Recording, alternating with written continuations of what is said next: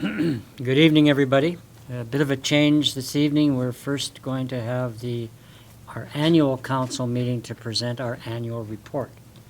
So I'd like to call this particular meeting to order, please. And I'd like a resolution to adopt tonight's agenda for the annual meeting. Councillor Holmes, Councillor Peak, thank you. All in favor? Thank you. Motion carries. Okay.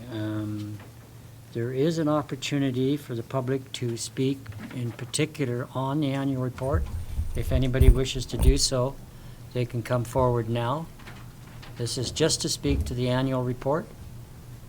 Mr. Mayor, I think we should also note that it's been advertised in accordance with legislation for the last week and 2 weeks, and no comments have been received. Okay, good. Thank you.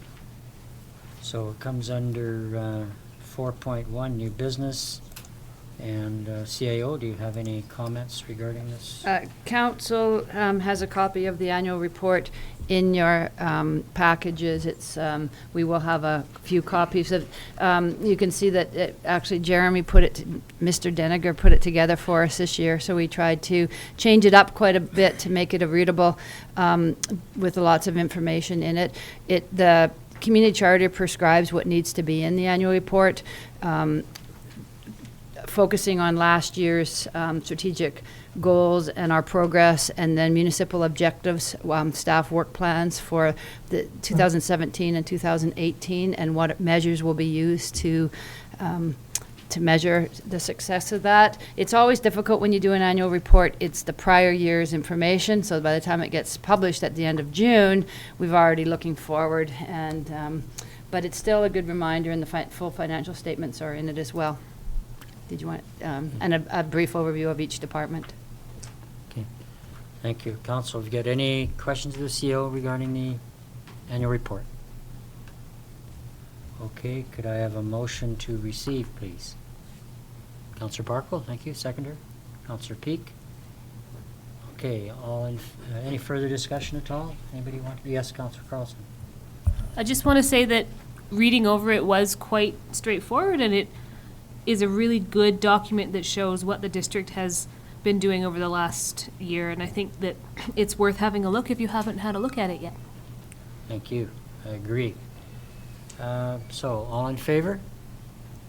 Thank you. Motion carries. And opposed? Thank you very much. Now I need a motion or a resolution to adjourn the annual meeting, please. Councillor Holmes? Councillor Barkle, thank you. All in favor? Thank you. Motion carries. Okay, now we move into our regular council meeting for this evening, June 26th. I'd like to call that meeting together to order, please. And first of all, a motion to adopt the minutes of June 12th, June 21st, and the public hearing minutes from June 12th. Bring that forward, please. Councillor Boot, thank you. Seconder? Councillor Peak? All in favor? Thank you. Carried. Okay, now a resolution to adopt tonight's agenda. Any changes at all? No, Mr. Mayor, no changes. Thank you. Councillor Holmes, thank you. Councillor Traynor? All in favor? Thank you. Motion carries. Okay, we move ahead to public hearing, and this is the zoning bylaw amendment for Quinn Pool. Mr. Planner. Mr. Mayor, as noted, it's a rezoning application to rezone the subject property at 11707 Quinn Pool Road from RDH to RSD1. After. Thank you. Thank you. I guess before we go any further, I'll read the public hearing statement. This public hearing is being held pursuant to Section 465 of the Local Government Act. During this public hearing, anyone who believes that his or her interest is affected by the proposed development will be given a reasonable opportunity to be heard or to present written submissions respecting matters contained in the bylaws that are subject to this hearing. All information, correspondence, petitions, or reports that have been received concerning the subject bylaws have been made available to the public. Council may ask questions of staff and public, but once the public hearing is over, no new information can be received. Council debate on the bylaw will take place when the bylaw is considered after the conclusion of the public hearing. At that time, any questions of staff will be for clarification purposes only. I will be inviting the public to come forward and present their comments. Speakers are asked to state their name and address for the record. Speakers are encouraged to limit their remarks to 5 minutes and should include all of the relevant information in their presentation. Further opportunity will be afforded for all persons to speak a second or third time once all persons have had an opportunity to speak. I'd like to, I guess we've moved one step ahead. Mr. Planner, there's nothing more to add from what you said before? Okay, thank you. Is the, do we have any correspondence? Thank you, Mr. Mayor. No, we haven't received any Okay, thank you. correspondence. Is a proponent here wish to speak to this? Okay, any member of the public like to speak to this? Okay, we'll go, the actual process here. Okay, there's an opportunity for anybody in attendance to present their views. This is for the first read. Anybody for the second time? And an opportunity for anybody here to speak for a third time. Okay, seeing nobody, I would like to have a motion to adjourn the public hearing, please. Pardon me? Councillor Booth? Councillor Peak? All in favor? Thank you. That's it? Okay, fine, thank you. Okay, we're moving forward to delegations, 5.1. Mr. Stonehill. Yes. Council members, evening. Evening. I'm assuming this is where I stand. Yes. I've never come to a council meeting, and so I'm just going to wing it here. Just your name and address. What I'm I trying to guess. find out Okay. is how Summerland Glass was allowed to build a commercial building across our property line and onto my property by 8.5 inches, and they joined it to my foundation. So our foundations are now joined. My house, their commercial building. Now this started back when I tried to sell my house.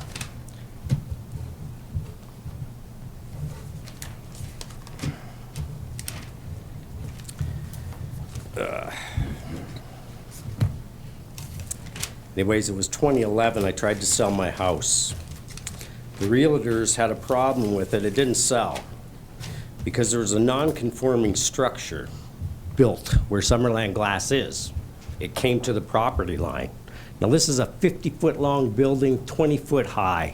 It was made out of wood. Now I thought, I have commercial property too, CB1. I can zone it to commercial when I want. So therefore I'd be allowed to build to my property line. Now I thought this was fine, it was at the property line. But the realtors tell me no, because it's a wooden structure, it's a fire hazard. And there's another non-conforming structure, a deck that is also on that property.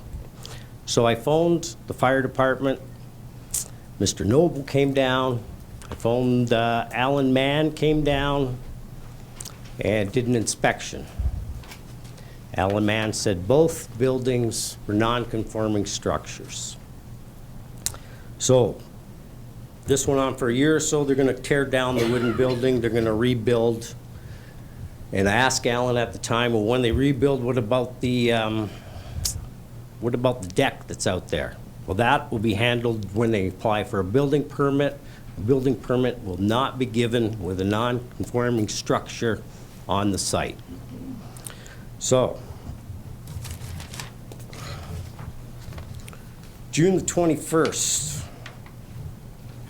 of 2012.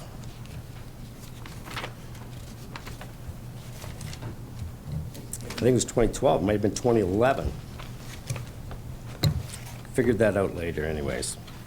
So, contractor shows up, that's a Thursday, shows up. I'm in my front yard, he comes to tell me that he's gonna build the new building. The other one's been torn down. That's fine. So Friday morning, the backhoe shows up. Well, it digs and it hits the sewer line. So they're digging on the municipal property. Obviously, they didn't do a call before you dig. So that's Friday. Sunday night, they finished the form work. And the contractor, 7:30 Sunday night, says, I'm doing the port tomorrow morning, 9:30. Say, well, how can you do that? You haven't surveyed. Oh, don't worry, the district's got all the documentation, and the inspector will be here tomorrow morning at 9. Well, I get up early, nobody surveyed that property, 9 o'clock. Robert Cook shows up, Ian McIntosh, I'm sorry, not Ian, Gary Ellis shows up. They're gonna go ahead and let it go. So I say to them, I said, you know, that's a non-conforming structure. And I was told by Alan Mann that that would not go ahead until that was removed. And I presented this to Robert Cook, who is the building inspector. He didn't get a chance to answer. Mr. Ellis piped in and asked me, well, how long's that building been there? And I say 7 years. He says, well, then it'll be grandfathered. So a building in Summerland will be grandfathered after 7 years. I find that hard to believe, but hey, it progresses. I leave it with that. I say, okay, this is across 2 separate pieces of property. This building we're building. It's against the bylaws. it's against the building regulations. So I say to Robert Cook, this is 2 separate pieces of property. Can you build a building across 2 separate pieces of property? He says, no. But he says, it's at the lawyers. So I say, well, you know, the lawyers don't put property together. It's done at the land titles office in Kamloops. So isn't that a little premature? He says he's fine with that. So I say, look, you put that on my property and you fill that full of concrete, when the truck shows up, I'm gonna tear it down. It's on my property, nobody surveyed it. And I don't know if I can have those pictures up there that show a before and after.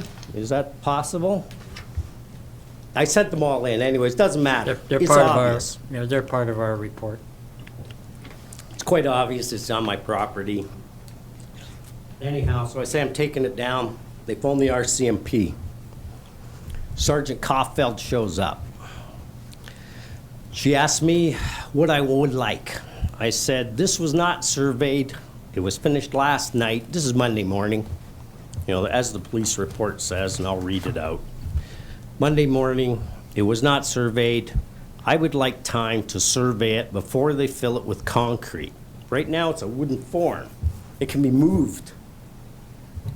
But she goes away. Oh, and before she goes away to speak to Gary Ellis, Robert Cook, and then phone Ian McIntosh, she says to me, I do not want to arrest you. And if I arrest you because you touch anything here, I will put you in jail for the night, and you will have to get a lawyer to get out in the morning. So we proceed. She goes in to the building, Summerland Glass, her, Ian McIntosh, and Gary Ellis. She comes out and tells me she spoke to Ian. They've got all the documentation, and the pour is going ahead. So I'm going to read out the report in case I missed anything. So 06/2012, 9:30 in the morning, interfering with some construction at Summerland Glass and Mirror. Summerland Glass and Mirror, and the building is getting an additional built on. Stonehill, who lives in the house next door, was disputing the construction as he felt it was on his property, and to make his point, he had a crowbar in his hands. Gary Ellis, bylaws, and Robert Cook, city building inspector, were on scene when Sergeant Kaufeld arrived. Stonehill owns the house. Stonehill came up with numerous faults with building permits, surveys, bylaws, garbage in alley to try and disrupt production of the extension. And I did, like I said, I wanted time to survey. Stonehill then said that the braces for the concrete forms were on his property. So he removed the nails from the boards and removed the supporting braces. Something that's not in here is that the contractor, Steve from Great Canadian, he jumped over the wall while I was on my property taking those forms, taking the braces down. He didn't like it. and he had his fists clenched, and he was coming at me. Sergeant Kauffeld stepped in front of us, and he was like 4 feet from me, and told him to get back on the other side of the wall, which is, not my property, Summerland Glass. So he does. And then he wants to know, well, can't she arrest me? And she says, well, he's on his own property. He's taking stuff off that's on his property, right? So that goes, it gets poured. So I pay to have a survey. Now, at this time, I also know the pins are not in the ground that show where the property line is. So I don't know how you can figure where a building is if you don't know where the property line is. But regardless, it went ahead. So I spent more than $2,000. I had the pins put in the ground. I had it registered with Kamloops. And I also asked my survey, Steve, to survey to the new building, which was not complete, but now it's a wall. The foundation's been filled with dirt by the time he got there, so he measures to the wall. The wall is .01 clear of my property. .01, I think that's millimeters. It works out to less than a 1/4 inch. So the wall is less than a 1/4 inch. Leaving anything under the ground is on my property, but it's more than a 1/4 inch. Footings are way more. Footings are wider than the building. They hold up the wall, so they're wide. So I take my survey and I go to meet Ian McIntosh and present my survey report and say, I'd like a stop work order. I present it to Ian and Robert Cook. They look over the file and they say, oh, well, Summerland Glass has a survey report, and therefore I will have to pay for a third to break the tie. I also ask Ian, I say, this is 2 separate pieces of land, and I've got the dates written down. 2 separate pieces of land. Can you build a building across 2 separate pieces of land? No, you cannot, he says. Then he goes to the file. Oh, but it's been done. It's already together. Well, that was a lie. You can go up to Kamloops, as I did. I got the printout. It was done many weeks later after our meeting, and they used my survey report to put their property together because I paid for the pins, so now they can put it together. Very cheap for them, expensive for me.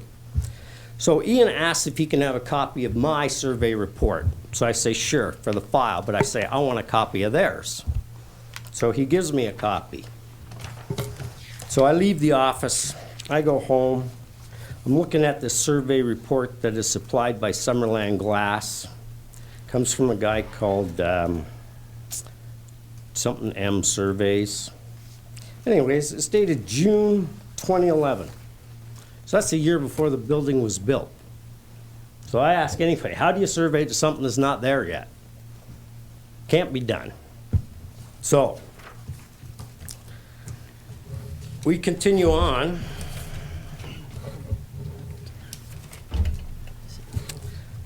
Okay, so what I do is I wait for my Kamloops to say, yes, those pins are in the ground correctly and that my survey did the correct job on those pins. So they give me the letter. I go back to meet Ian. I want to go over both the surveys and say, like, what's going on, right? So I go back to meet with Ian. He's on holidays. But Robert Cook is in, so I could speak to him. But he has a meeting, so he's going to give me 5 minutes. He pulls out the Summerland Glass file, puts it on the desk downstairs in the not in the office, but in the reception area, and he goes through it and he pulls. I say, I'd like to know what the dimensions are on Summerland Glass's survey report, because what I want to do is I want to go to my surveyor and say, look, one of you guys made a mistake, and if it's you, my surveyor, I want some money back. So he opens up the survey and what does he do? He looks at the same one from 2011. So I say to him, point at it. And I said, 2011, how can you survey to something before it's built? File's closed. I must make an appointment. He's got to go to his other appointment. So that's fine. I make an appointment with Dawn. She makes an appointment. So that's a Wednesday. I get the appointment 9 o'clock, 9:30 Friday morning. Excuse me. For the meeting, it's going to be with myself and Robert Cook. I'm really surprised that Gary Ellis is there. So, the three of us go into Robert Cook's office. There's 3 chairs in that office. Now, I've been in thousands of offices for what I do in my life, and I've never had this happen to me. 3 chairs in an office, small office, 3 men. One of the chairs has got books stacked up on it. So I'm instructed to sit in the one seat. So I do. Mr. Ellis stands with his arms crossed, looking down at me. Mr. Stonehill, can you, you're closing in on your 10 minutes now. Can Oh, you yeah, please try okay. and, Well, you know what, I'd like close to it come off, back please? maybe if I can't get it done, because I'm never gonna get it done in 10 minutes. We're not gonna cover this in 10 minutes because it's everybody just keeps lying to me. There's too many emails. that's the Okay, amount so of that's time- fine. I'm That's the gonna amount of continue time on. we have allotted for you, sir. Okay, please tell me when I'm done, and I will come another day. But if somebody can check into this, I'd be appreciative. So, I asked Robert, I would like to go over the survey report. Well, first I asked, well, why is Gary there? Well, because he knows all the laws. Well, that's fair enough. So, can I see the survey report? He looks at Gary. It's a civil issue, says Mr. Ellis. I say, well, you know, Robert, can you write down the numbers so I can at least know the differences in the numbers? Again, Gary Ellis, civil issue. Well, is the wall flush with the foundation, the footing? Civil issue. So these guys are trying to push me out of this building. So I'm getting irritated by now. So I say, I would like to speak to the chief administrative officer. Oh, well, Gary Ellis pipes up. You can fill out a Freedom of Information form. Great, let me fill that out. They go away, they get it, they come back with the form. I say, I'd like to meet Maureen, the person that gave you the form.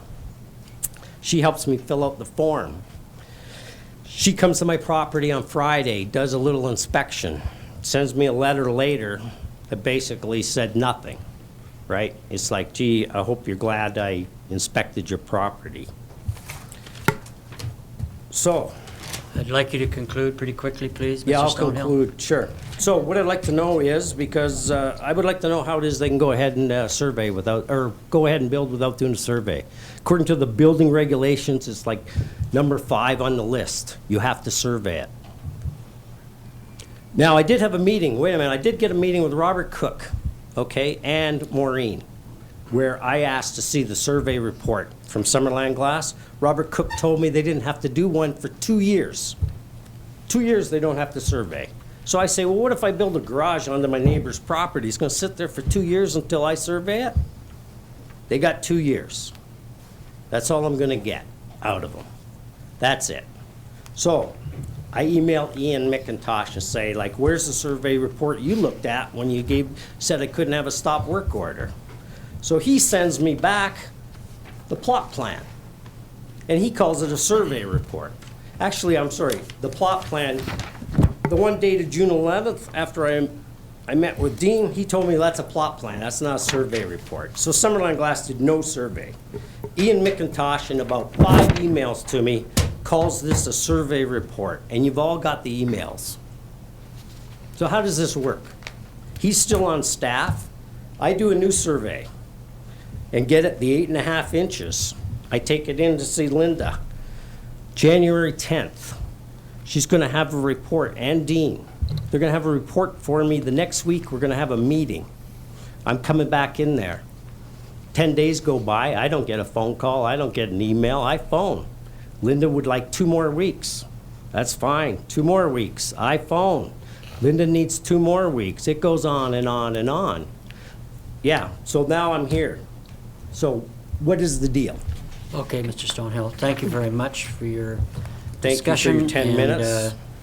Oh, yes, believe me, you had well your pardon? more than 10 minutes. It's okay. Well, thank you very At much any for rate, letting me I'd go like, over. Our CIO would like to have a word here. So just for you've got the letter, Council, from Dean, Mr. Strachan, that we summarized in meeting with Mr. Stonehill. When Mr. Stonehill first came to see me in January, as you know, Dean had just started with the organization. It was a thick file with a lot of information, some of which you've heard today, others that we hadn't heard. And we did, you know, some of the comments about staff's performance it's not possible to, in the past, it's not possible to verify what, and I did end up saying, I don't know if that meeting happened with Gary Ellis, but you can be assured as we move forward, we need to ensure that everyone's treated in a respectful, professional manner. Then Mr. Strachan went through the entire file. They did note that the building permit was still outstanding. As you can see in the letter that we sent to Mr. Stonehill, we have contacted the property owner, the Glass, and there is options for removing that foundation at that, and which Dean can speak to a little bit further. So with the notation about the staff, we just said, Tom Day, the CAO prior to me, had reviewed the file. There was notes in the file that he had said to Mr. Stonehill that there was nothing else that could be done. I reviewed it, and most of the staff members, Maureen, Mr. McIntosh, Robert Cook, no longer are with the District of Summerland. So we feel that the only outstanding item is between Summerland Glass and this property, but we're involved because it's an open building permit and it's in progress as we speak. Did you want to add to that? No, nothing further other than the letter outlines the two options that the property owner has. We contacted Summerland Glass.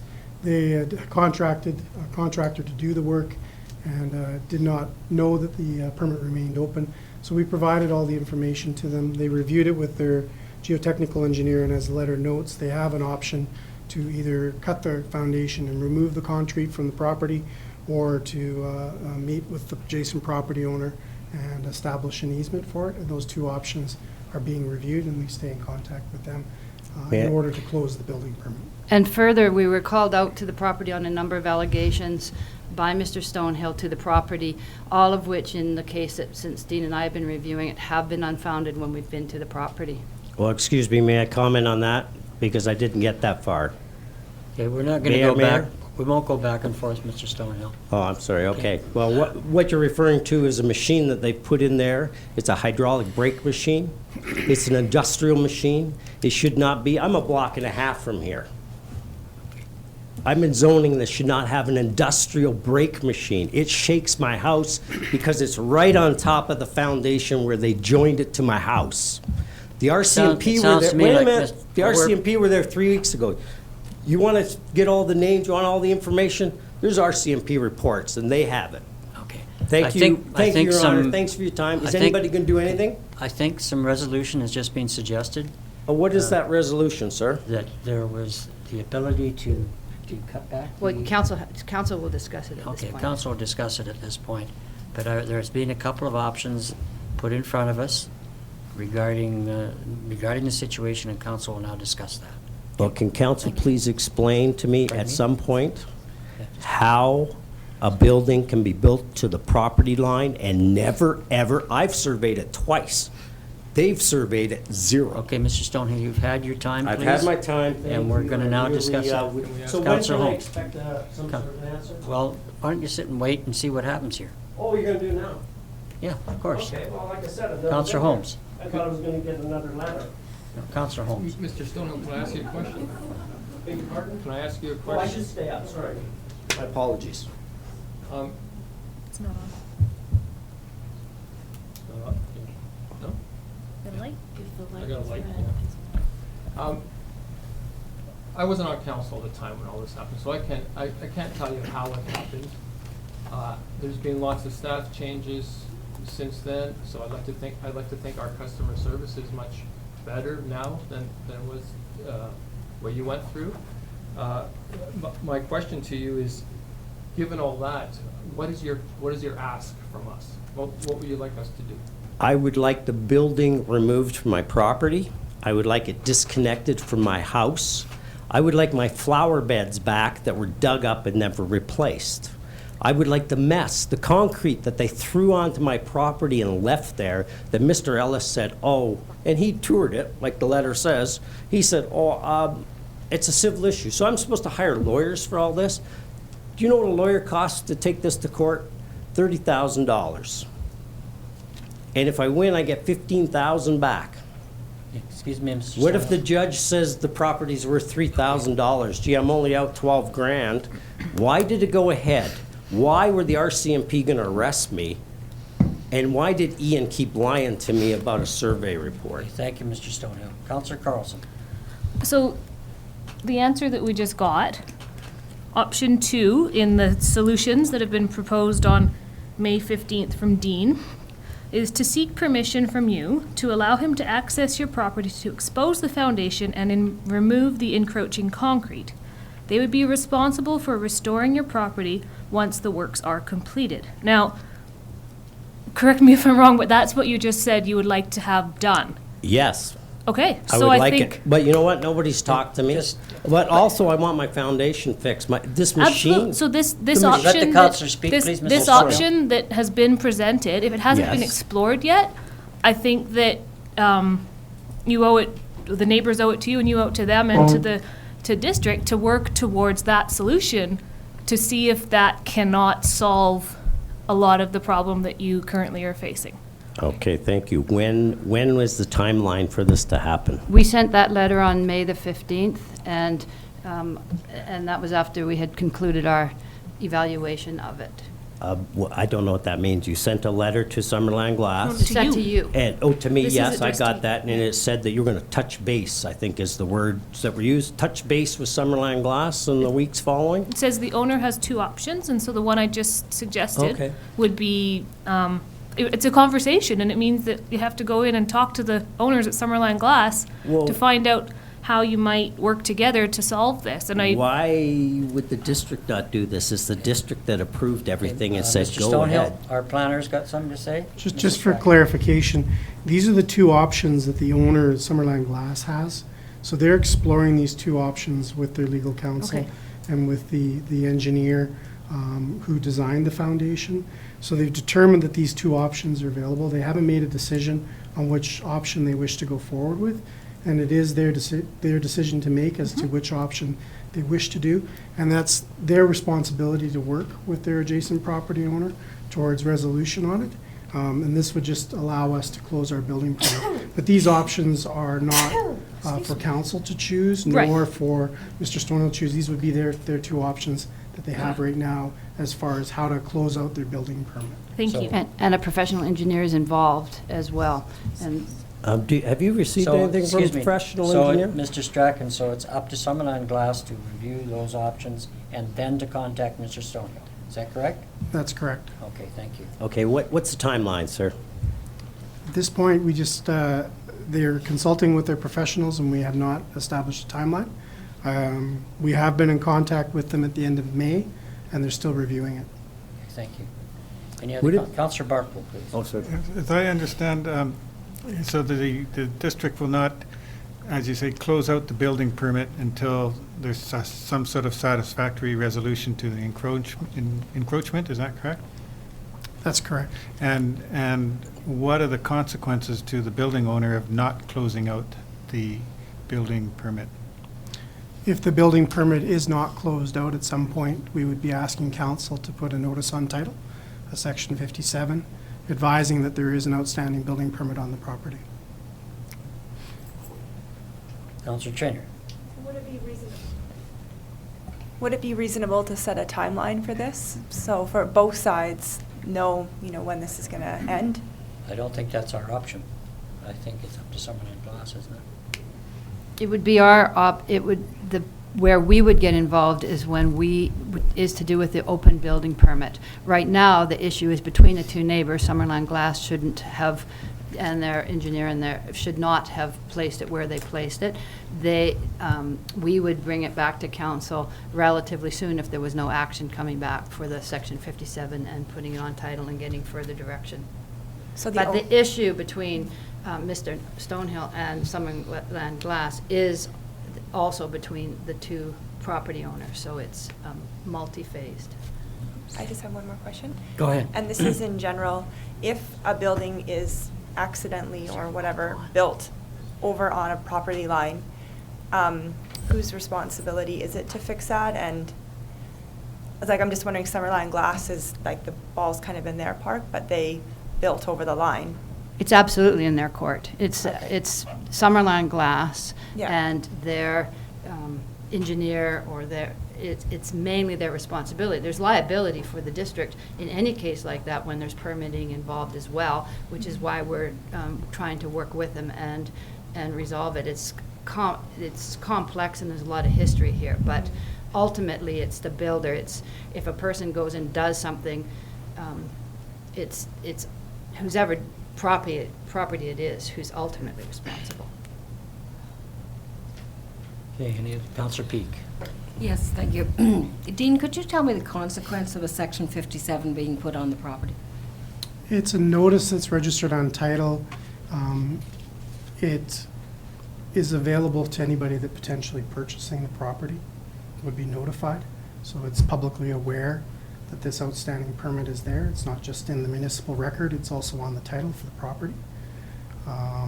It's an option of last resort. We try and work with property owners to try and resolve these issues as we're working in this situation to try and resolve the issue. If we don't get to conclusion and we're not getting response from the property owner, which at this point is not taking place, they're responding.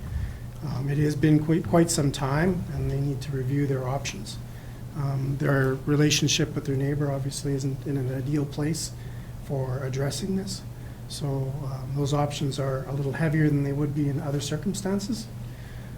But we continue to work with them, we'll continue to monitor it, and only would we come forward to council with a request for Section 57 if we hit impasse or a complete lack of action or no response. And of course, there is liability on all parts, and I think that's what Mr. Stonehill has. I mean, there's reason for all of us to try to work it out and and cooperate with each other, which is why we've been trying to understand it all and trying to find out what the real issues are, because there's liability for Summerland Glass for having it misplaced. There's liability for the district for not catching it on the permitting process. So there is reason to try to come to a satisfactory conclusion. So, CAO, pardon me, Councillor Booth, yes. Thank you. Thank you, Mr. Mayor. This question also is for Mr. Strachan. I understand what the Section 57 is with the land title. That really doesn't, and correct me if I'm wrong, that really doesn't have much of an impact unless Summerland Glass wants to sell that property, right? Thank you, that's what I thought. It has an impact on that, that's correct. But more importantly, it helps us as far as our liability and responsibility, and that we've publicly notified everyone that there is an issue with this, that there is a building permit that is not closed. In this particular circumstance, it's an encroachment that's more of a civil matter between property owners, but it still leaves a building permit open.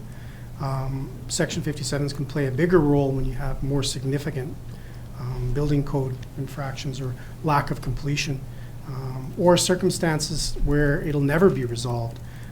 There's an engineering thing that can't be determined, sometimes takes place. But to answer your question, you're correct. If they're not planning to sell the property and they're not planning to do any major development on the property, it's limited the impact on them. If they don't have financing and they're not selling their property, the impact on the property owner can be minimal, which is why that's why at times they go to a civil legal suit if it's not resolved. But we understand that Summerland Glass is desirous of fixing the situation or coming to a mutual an agreement or an easement or something for the actual joining is it's in the footings underground. So Right. there's, from staff's perspective, we did, as I said, a thorough review of historical information,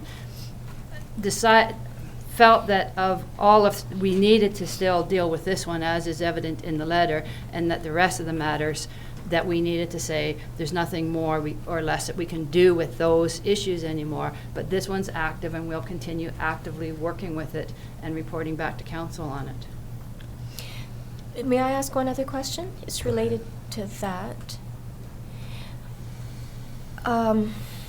So the Section 57 goes on the title where the Summerland Glass building sits. And it impacts them if they want to sell their building. But if Mr. Stonehill wants to sell his house, how will people know that there is a Section 57 on the neighboring title?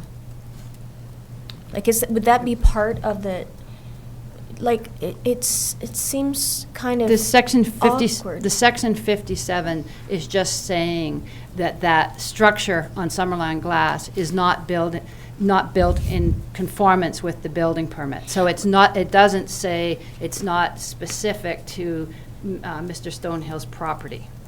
So the fact that something encroaches onto Mr. Stonehill's property, I'm just thinking, I find that a little problematic, because it's not, an encroachment is one thing when the building is built across the property line, but when it's attached, and it sounds like that's Yes, what well, the the survey situation report. is. You've seen it, Dean. Doesn't that say that? Is it actually attached to Mr. Yes. Stonehill's house? The drawings and the pictures we've seen did not indicate that. I beg Mr. your pardon? I beg your pardon. Mr. Stonehill has indicated that he, Okay, go ahead, but I've got a survey report that I gave you, and it says 8.5 inches. It's attached to my building for at least 3.5 feet down. I can't dig any further because it's solid concrete. I suspect it goes 8 feet down. So I'm sorry, that is totally incorrect. I'm not gonna stand here and listen to something that's incorrect. I paid $900 for that second survey. It says it's attached to my house. It's right on there. Look, I sent it all to you. It's okay, thank you. Okay. So essentially, do the options for council here cover the situation in terms of there's two options that it can be, the encroachment difficulty can be referred back to staff, or that no further action be taken? Seems to me that neither of those options really seem to cover what we're seeing in front of us, in that Summerland Glass is looking at their concerns with respect to their options with their engineer, et cetera. So where do we sit with this? Is it basically that, as far as we're concerned, it's closed, but we still have an open building permit? no, so Mr. Stonehill here is appealing my decision. As CAO, I've said there's no further action Okay. is going to be taken regarding his desire to have investigate into Gary Ellis's behavior or other things. I've said no further action is being taken there, and I've said we are going to continue with this open building permit and actively working on that. That's what this letter says, and that's what my final word was on this case as such. Mr. Stonehill didn't agree with that. The next step for a property owner, if they don't agree with the CAO's ruling as such, is to come and appeal to council. So if council says take no action, it means take no action other than following up what we've Okay. said here, is That- that we're acting on an open. Okay, that was my We can concern. also Okay, thank you. bring a report back to council in 2 weeks at the next council meeting to bring further information on the survey that we have, all the information that we have, and where any progress that we've made with Summerland Glass. If you would like a timely follow-up, we can do that for next weekend, next council meeting, so that we take one more step. Okay, thank you for the clarification. I didn't want to say that we weren't covering it, Right. but I wasn't clear. It's just not overturning my decision to park that piece and continue on this piece. Okay, good, thank you.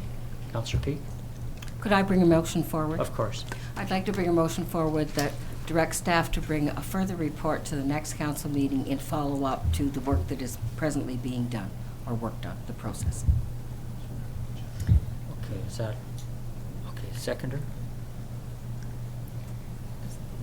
Councillor Barco, thank you. Just a question on that. Councillor Carlson? So, given that there's an open piece of this, but also this other, the other option that we had presented to us, one, to come back with potential options, or two, that the file be closed with regards to past interactions with staff, and as we were just explained. I'm wondering if the motion should have more to it, or should be a in addition to, because when it comes back in 2 weeks, I don't want to have to sit and listen to something that happened 5 years ago. Even though I think it's very important that we solve this issue, I don't think that that history is going to help us get that footing moved or removed. And so I'm wondering if we need to have another piece Can of you make some motion. suggestions, because it could be Make a a friendly friendly amendment. amendment. Or to a the- second piece to him, or a second But motion. I think that that's basically denying the appeal, denying the appeal of the decision that the case is closed with the exception of the open building permit. So the That's- coming back with the report on the On the open open. building Okay. permit is still Relevant. relevant and could be piece of it. Denying the appeal to reinvestigate the history is, Do we need to add that as those I would words? suggest that if, I mean, that's, And that the rest of the file be closed? Yeah, I would suggest that, then it's a more complete situation. Counselor Holmes, would you like to add that? Yeah, does the file, keeping the file open, does that include keeping on top of Summerland glass and what? it's the appeal file that I'm talking about. It's when we're talking about closing the file, we're closing the appeal file, not the building permit file, not the file, Summerland Glass and this issue. It's closing the appeal file of these complaints. So keeping on top of Summerland glass regarding these two options that were presented to them, that stays open? Yes. That's part of the building file? Yes, Yeah. absolutely. And I do think coming back with a report next council meeting is a valid thing to do, so we keep moving on it. Okay, so does the motion do that? So if we do the motion that I spoke to and then put in a piece that says denies the appeal at this point. Yeah, okay, that's what I'm getting at. Okay, so that you're making that additional, Well, Councillor Yeah, Carlson is. so and as I a will seconder, I who was the accept seconder? Seconder, I'll accept. Richard, you. Richard. I was the Do you agree second, with I was that? just thinking, what exactly is the appeal? Like, what words are the appeal that we are denying? So the CAO made a decision not to investigate the matter any further, with the exception of the open building permit, which included the encroachment of the Summerland Glass building onto Mr. Stonehill's property. So that was what the decision that the CAO made. Right. And so by denying and that's, Mr. Stonehill was not happy with that. So by denying the appeal, you're staying with the decision that was originally made, which is that we're going to actively continue to try and resolve that situation, but that the rest of the complaints of behavior of staff, et cetera, are closed. Okay, so I think that, as far as I'm concerned, that kind of assists the situation to be resolved. Am I correct in that way? So we have, essentially, do we have an amended motion that you can read to us, Well, or not? it was a bunch of pieces put together, so Okay. I've kind of put together the best that I can. That staff be directed to follow up with Summerland Glass regarding the outstanding building permit and encroachment issues, and that the appeal file be denied, and that staff report back to council at the next meeting. Does that cover it adequately, CEO? I think those are the points The that we main discussed. points I might, yeah. Any suggestions, any counselor? Does that meet? Yes. Yeah, okay, that's good. I'm wondering if, and I don't know what Dean's time frame is like, but I'm wondering, given that this letter was May the 15th, so say Well, 6 we weeks talked ago. about next council meeting, I think so. Right, I understand that the report will be coming back. Yes. But I'm wondering if there should be something that Mr. Tracken can go back to Summerland Glass with and say, you know, that's not our- there's this time frame. No, well, I think that Before- just knowing that council's reviewing it as well, and that we will be bringing one will be sufficient at this point in time. Okay, Again, so there's we don't nothing. need a time. Right. I mean, there's Okay. nothing we can force until we start talking about taking further action. So we can discuss that when it comes back next Okay. weekend, Okay. next week. Okay, so we have a mover and a seconder, correct? All in favor? Thank you. The motion carries, none opposed. Thank you very much. Thank you, Mr. Stonehill. May I just make 2 points? No, I'm sorry, you can't. Well, you're talking about Summerland Glass, they don't own the property. It's owned by a numbered company. It's fine, well, it'll be Then I dealt think you with should as. deal with the number, that was my question, should we not deal with the people that own the property? I don't know how a renter can do all this, but they can. It will be the Um, property owner that we're dealing with. We're just referring to Summerland Glass as identifier for the property. We will be dealing with the owner of the property. And they're allowed to use this building while the building permit is still open?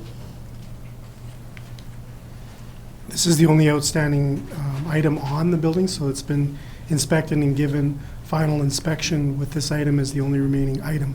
So the building is safe to occupy. Okay, thank you.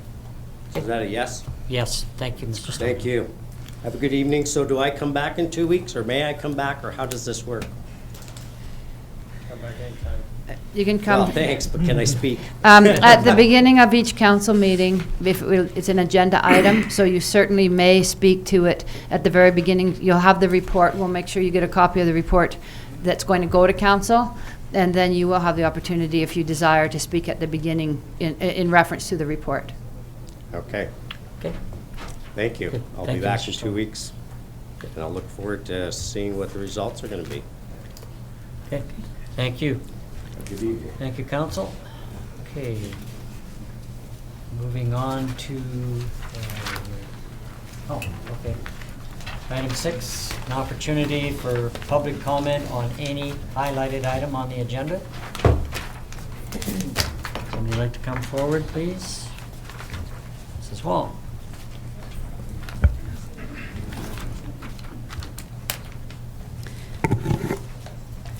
Good evening, Mayor and Council.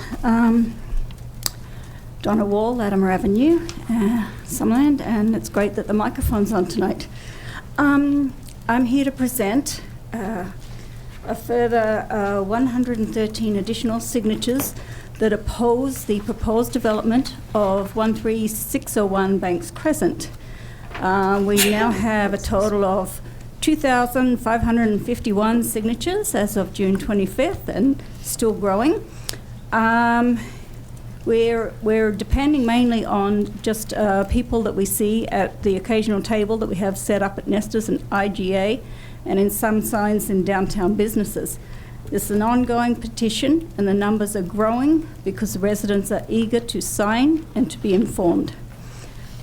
It's also important to know that the petition signatures come from all over Summerland and that we believe that the proposed development will have a negative impact on the character and the future of Summerland and would set a precedent for an almost anything goes attitude, ignoring risk, the need of for healthy aging, and a green, sustainable environment. So we have an additional 113 signatures, and I've also included, we now have 10 pages of online comments. Thank you. Thank you. Anybody else like to comment on any agenda item, please, that's highlighted?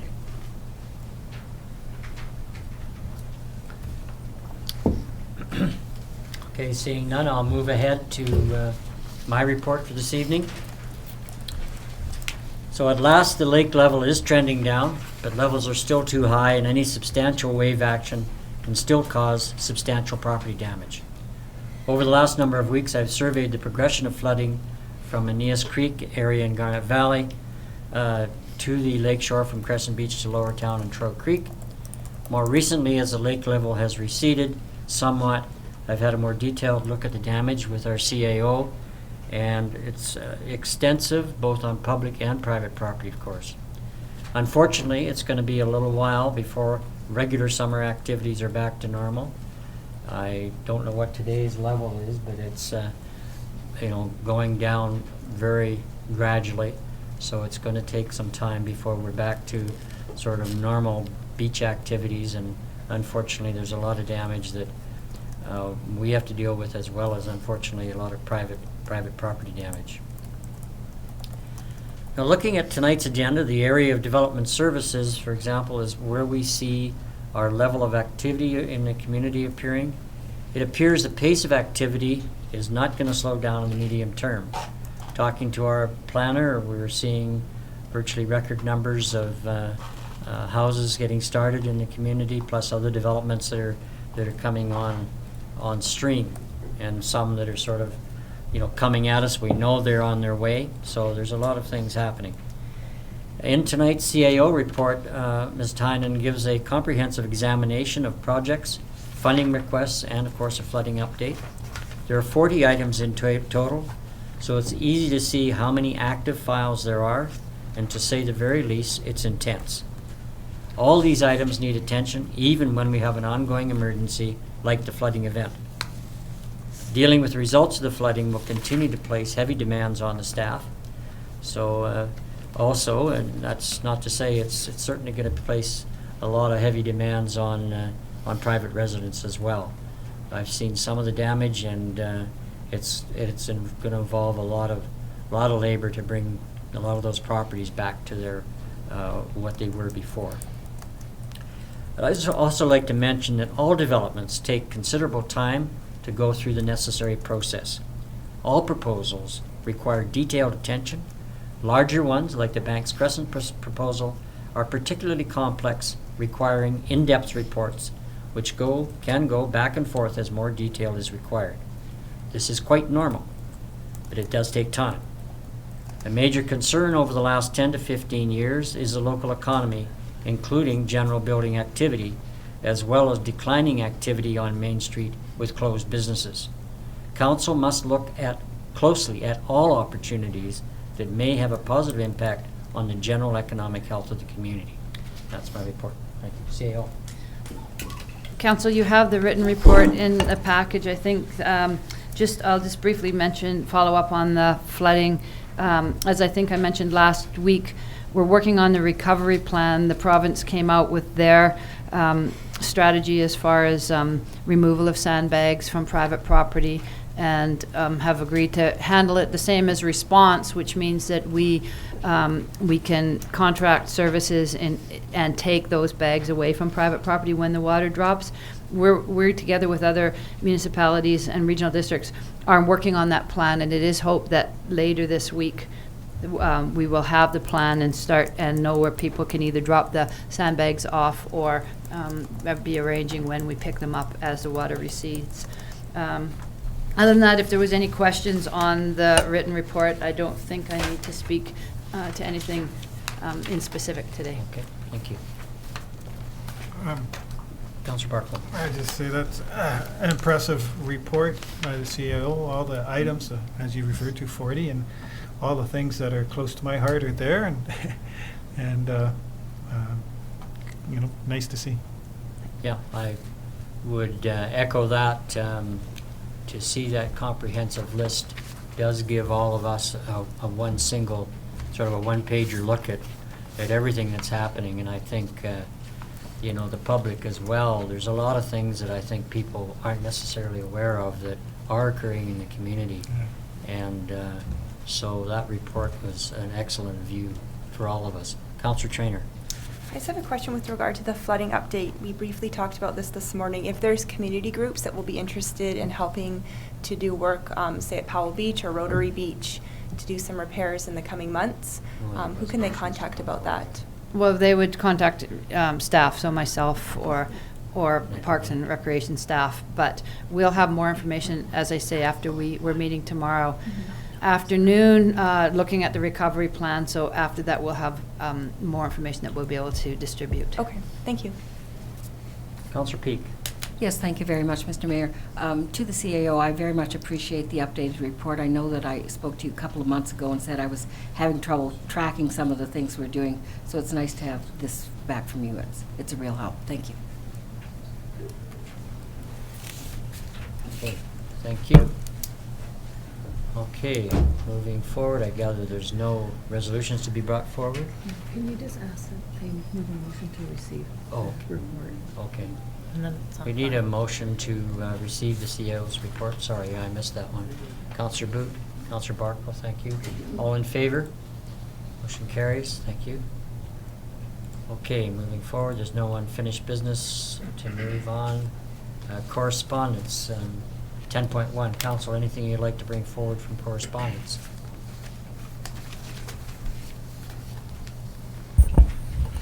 Okay. Would someone like to bring that resolution forward then, please, to receive? Counselor Peak? Counselor Trainer, thank you. No further discussion on any of the items? Is that a, okay? All in favor? Thank you. Motion carries. None opposed. 10.2. Committee minutes. Anything raised there, to be raised there, council? No, nothing? Okay, could I have a motion, please? 10.2. Counselor Holmes? Seconder? It's a motion to receive. Counselor Trainer? All in favor? Thank you. The motion carries. Mr. Strachan, 11.1. Development variance permit for Woods Avenue. Thank you. We have a development variance permit for 5012 Woods Avenue. The variance is for the subdivision development servicing bylaw. The bylaw requires that each lot have its own service. In this particular circumstance, where it's located with the high water table, they're experiencing some difficulties and some high costs as far as trying to create additional service. So they've applied for a variance in order to have a Y service. So 2 services off one location, which requires less excavation and less dewatering. Public Works and Operations has supported it with it being located on the property line and with a double inspection chamber. Thank you, Mr. Mayor. Thank you. Okay, is there any correspondence, Tricia? Oh, sorry. Thank you, Mr. Mayor. No, there isn't Okay, anything. thank you. Is the proponent here would like to speak to this? No? Nothing? Okay. Fairly straightforward. Okay. Thank you. Okay, anybody from the public like to speak to this particular DVP? Okay, seeing none. Okay, council, do you have any questions of our planner regarding this? Seeing none, good. Councilor Peak. If I may, is this service below ground or above ground on the Y service? Below ground. Thank you. Okay, any further discussion? Okay, would someone like to bring that resolution forward, please? As described. May I read it? I Of think that course. sometimes we lose the Yep, go context for ahead. the audience and elsewise. The development variance permit application for Lot A, Plan KAP 6002, District Lot 488 at 512 Woods Avenue to vary the following sections of subdivision and development servicing bylaw number 99-004 on Schedule C6 206 to allow for a wide double sanitary service connection for 2 properties be approved. Thank you. Seconder, please, Councilor Trainer. Any further discussion? Okay, all in favor? Motion carries, none opposed. Thank you. Moving on to 11.2. Mr. Strachan. Thank you, Mr. Mayor. This is our second variance for this evening. This one is at 5914 Peach Orchard Road. The subject variance includes a number of components, all related to developing the second lot. So the subject property includes 2 properties that are built on at this point in time, and the applicants are wishing to build a home on the second lot. The existing house does encroach on that property and would be protected by an easement. The relation of the variances is in order to construct a parking stall adjacent to the roadway. This particular stall would provide 1 parking stall for the existing house. The existing parking is a parallel format on the roadway, as well as they have some parking down below here. Interrelated with all of this is adjacent to the stream. So they've been asked through their raw report to pull the building as far forward as possible in order to reduce the amount of area that's impacted with the encroachment in the SPIA area. They were required to modify the proposed building.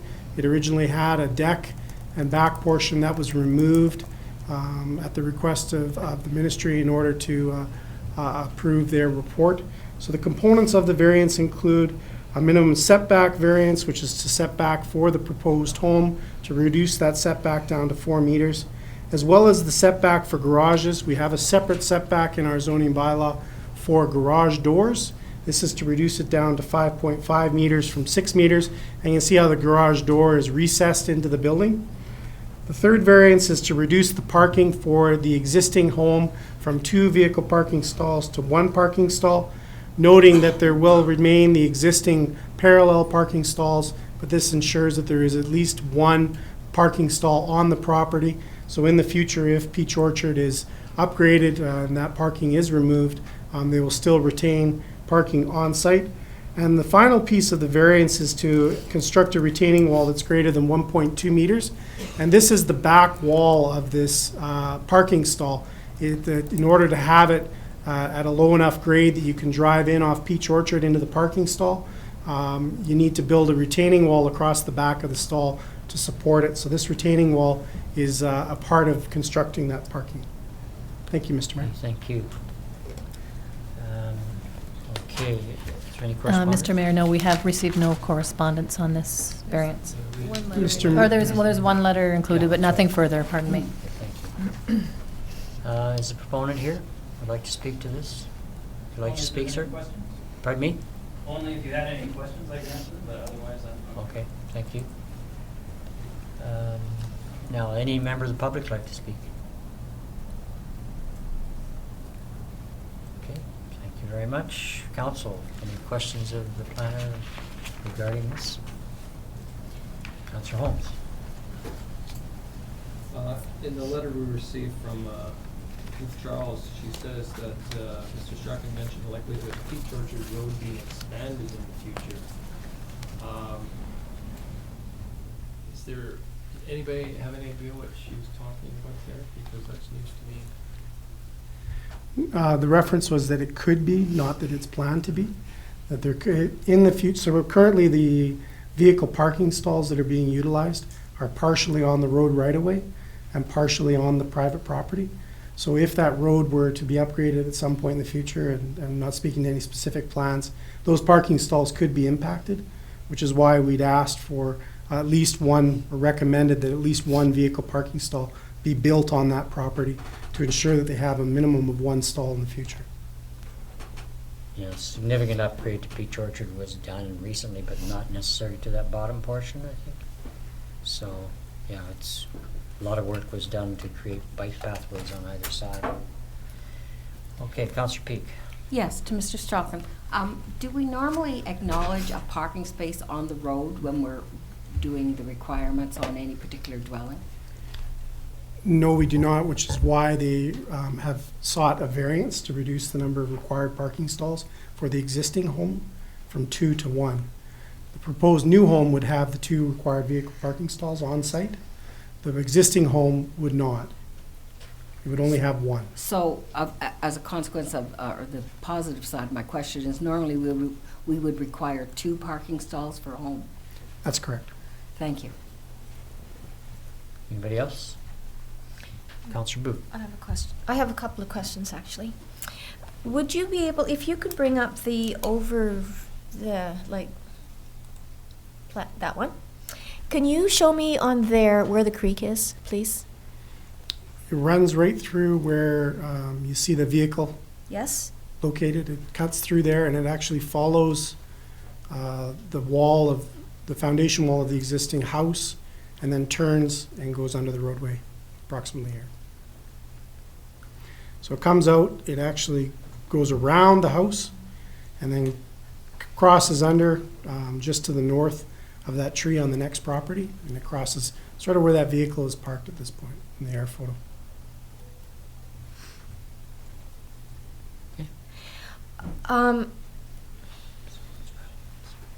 So it's just in a culvert right now? Like you said that it's still there, but it runs through a culvert and it's covered over? There's a culvert for the roadway, of course. Yes. And then there's a culvert that's in place on the private property as well that crosses, and you can see the vehicle is parked on top of the surface of where that culvert's been installed. And then is it open again after that? It is. It's open before that crossing and after that crossing. So the section for approximately 15, 20 feet is covered, going through a culvert. Okay, thank you. And then my second question is, the proposed building is on 5914. Which, is that two lots, 5914? So what confuses that a little bit is we don't, excuse me, the house was constructed on two lots, the original Yeah. home, so it only Yes. has one civic address. So the new lot, if they were to build the proposed home, would be assigned a new civic address. And the older home, the existing home, would retain the 5914.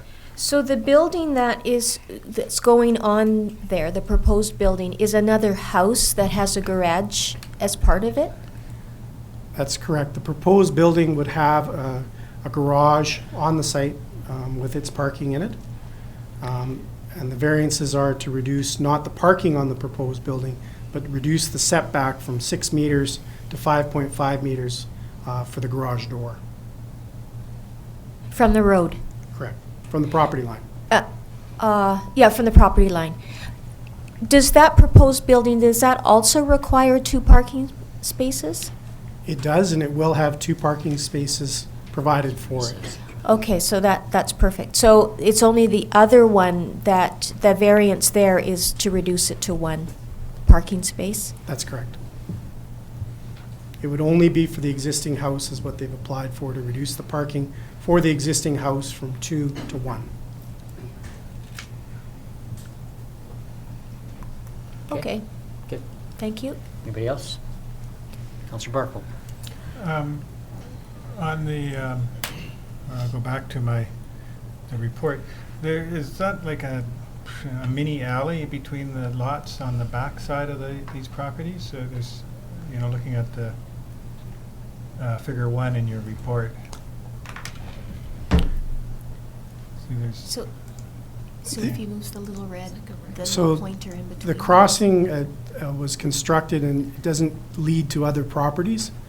It's just to access the other part of the property across the creek. I'm just sort of looking at that long, like for whatever reason, it doesn't look like these properties are contiguous.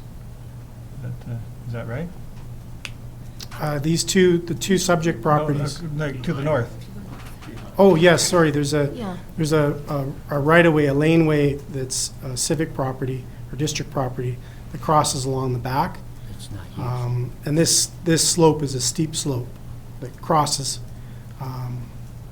in the grid pattern that we see in Lower Town without consideration of contours. So there's no lane there, it's just No. just a surveyed, The lot could be made bigger, I suppose, if they. it's too steep. Counselor Trainer. I have no problem with most of these. I just have a quick question again about the parking. So essentially you're giving up, well, you're waiving your right to have a parking spot because you're just going to have one in your house on your property. And then you would park on this, if you had a second vehicle, you would just park on the street and there's no rules around any of that. Is that right? There are rules around that. At this point in time, though, there's existing parking area that's on the roadway that's being utilized. Okay. The concern would be at some point, at some time in the future, they may lose that existing parallel parking on the roadway Okay. as a result of district works in our own right-of-way.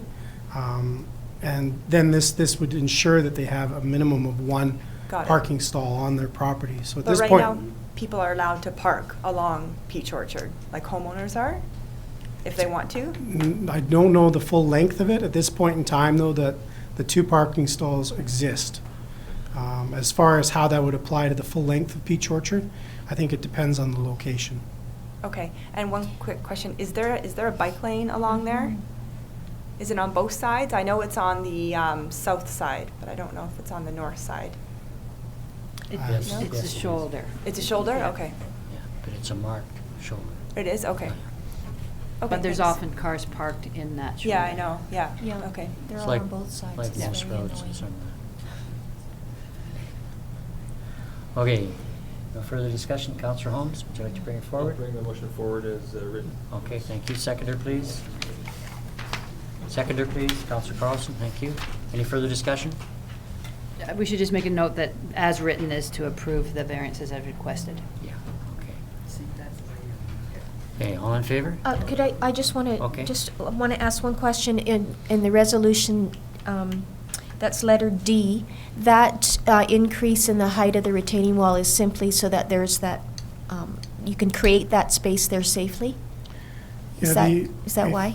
On the property, it drops really quickly when you get to the property line. It goes down quite steeply to the house. So in Right. order to have a parking stall that's at grade so that you can access it, you need to build a retaining wall across the front of it to hold it up. Yeah, I understand that. So, but the variance for the height is simply so that there's enough height in that retaining wall? That's correct. Okay, thanks.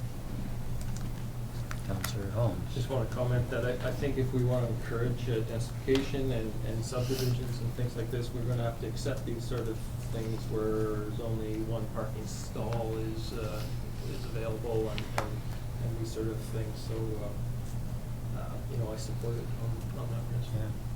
I think there are occasions, though, I know on our street, when every child in my family had a car, we had a lot of cars parked out there on the street in addition to our own two homes. So things vary all the time as to what's going on. So we're done. We've got a mover and a seconder. Yeah. All in favor?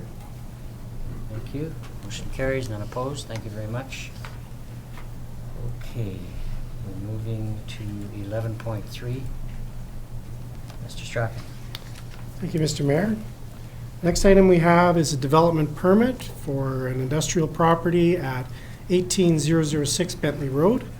The application is for a second phase to the industrial development.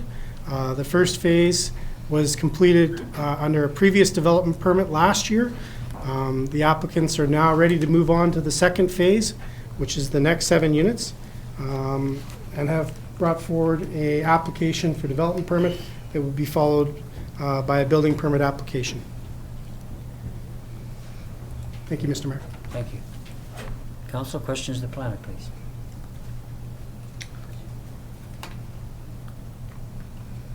Hearing none. Someone like to bring the resolution forward, please? Councillor Peak. The development permit application for Lot 3, Plan 3776 at 18006 Bentley Road for construction of a new industrial building, Phase 2, be approved. Thank you. Seconder, please. Councillor Trainer. Any further discussion? Councillor Barker. So is there any discussion in that area about hooking up to sewer at this point?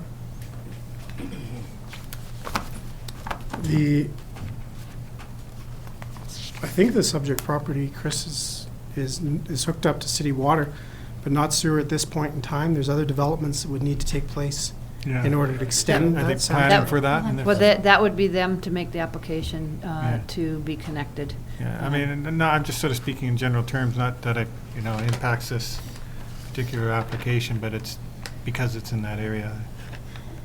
I think. I just wondered if there was any, our intentions in, of having the right capacity to be able to sewer Bentley Road was being uptaken by the, discussed or anything. I think that was all handled when we were discussing the development above it. And then we were looking at force main that would handle all that, but it'd be up to just- individual applications for sewer within the industrial area. So, But that is, of course, beyond what we're doing right now. Okay, did we have a seconder? We had a seconder? Yes, we had a second. Okay. Any further discussion? All in favor? Thank you. The motion carries. None opposed. Thank you very much. 11.4, Mr. Strachan. Thank you, Mayor. We have a report related to the A1 agricultural small acreage zone and a recommendation to forward this zone to the Agricultural Advisory Committee as an opportunity to review this zoning district. We've had a couple of variances to come to council recently on some of these regulations, and there's been some questions about how this relates to the viability of smaller agricultural properties and whether there may be opportunities to review that zoning district and make improvements that'll make those smaller agricultural properties more viable, or improve the viability of potentially new properties. So the recommendation is to go to the Agricultural Advisory Committee and seek their input on the future of this zoning district. Thank you, Mayor. Thank you. Council? Questions? Blair? Councillor- I just have one Councillor question. The resolution speaks to agricultural development and use of these lands, but the A1 on agricultural zones A1 speaks to agricultural general intensive greenhouses and plant nurseries, manufactured housing, and single detached housing. Are these typically uses for agricultural land? So all of these uses, as you'll note, these lands do have these associated uses with them, with having a single-family dwelling on the parcel, with the association of auxiliary uses, they're agricultural. The comment in review is more related to how the regulations relate to those components, specifically the setback for greenhouses, for example, being at 30 meters. When you have a small parcel that's maybe 70 or 90 meters wide, having that massive setback. And then maybe there's other things, because that particular group of uses lumps together other uses that may be more intrusive. And, you know, the discussion was around, well, maybe there's an opportunity to have uses related to what the adjacent use is. So if you're adjacent to residential zoning, then the setback may be further. But if you're adjacent to other agricultural zones, should that setback be that large? Got So it. it's how those types Okay. of uses are regulated. Okay. And then, of course, overlaid on that in any property that's within the ALR would be the regulations as set out by the ALC. Right. Perfect. Thank you. You know, excuse me. We've run into a number of situations where that 30-meter setback almost ends up in having the opportunity for doing anything like a greenhouse eliminated from the property. So the Ag Committee needs the opportunity to look at that and come up with our own suggestions for our circumstances. So would someone like to bring the resolution? Councillor Peak? That the A1 agricultural small acreage zone be referred to the Agriculture Advisory Committee for their review and recommendation on potential amendments to the zoning district that would assist in the agricultural development and use of these lands. Seconder, please. Councillor Holmes, thank you. Any further discussion? Okay, all in favor? Motion carries. None opposed. Thank you very much. 11.5, CAO. I'll just speak to this one. Council had allocated $25,000 for a downtown plan in budget this year. An opportunity came forward with the Rural Dividend Program project development stream that we didn't have any applications for. So we actually submitted an application for $10,000, which would offset 10 of the 1,000 that we would need that's already been allocated in the budget. So we just need a resolution to make that a valid application. It's just one way not to have to spend that 10,000 and there's more information coming about the downtown plan next council meeting about how we're going to move forward with that. Okay, Councillor Peak. Yes, I think it's an excellent idea. Is the time frame conducive to actually receiving these funds, if we should? Yeah, that this particular program stream is approved considered very quickly compared to the larger grant applications. Very good. Thank you for bringing it forward. Okay. So did we have that forward? Someone like to bring that forward? I'll bring it forward. Okay, thank you. That an application to the British Columbia Rural Dividend Program project development stream for $10,000 to fund a downtown commercial inventory and development strategy be supported. Thank you. Seconder, please. Councillor Holmes, thank you. Anything else to be mentioned? Any discussion? Okay, all in favor? Motion carries. Thank you very much. Opposed? 11.6, Mr. Strachan. Thank you, Mr. Mayor. As noted, this is the OCP amendment and rezoning update for 13610 Banks Crescent. There's before you a report updating information on what we've received. Most recently was the June 23rd letter from Freshwater Fisheries in relation to the alternate water source with some questions. Late today, we did receive a response that will be forwarded to council from the LARC group answering some of these questions in regards to water temperature as well as UV treatment for the water. And we'll forward that to the next, it'll be made available for the next meeting. Other components that have moved forward relate to the engineering pieces. There's several pieces that are being reviewed by the district. Of note is the environmental assessment report. There was some issues with how the infrastructure was depicted on the drawings.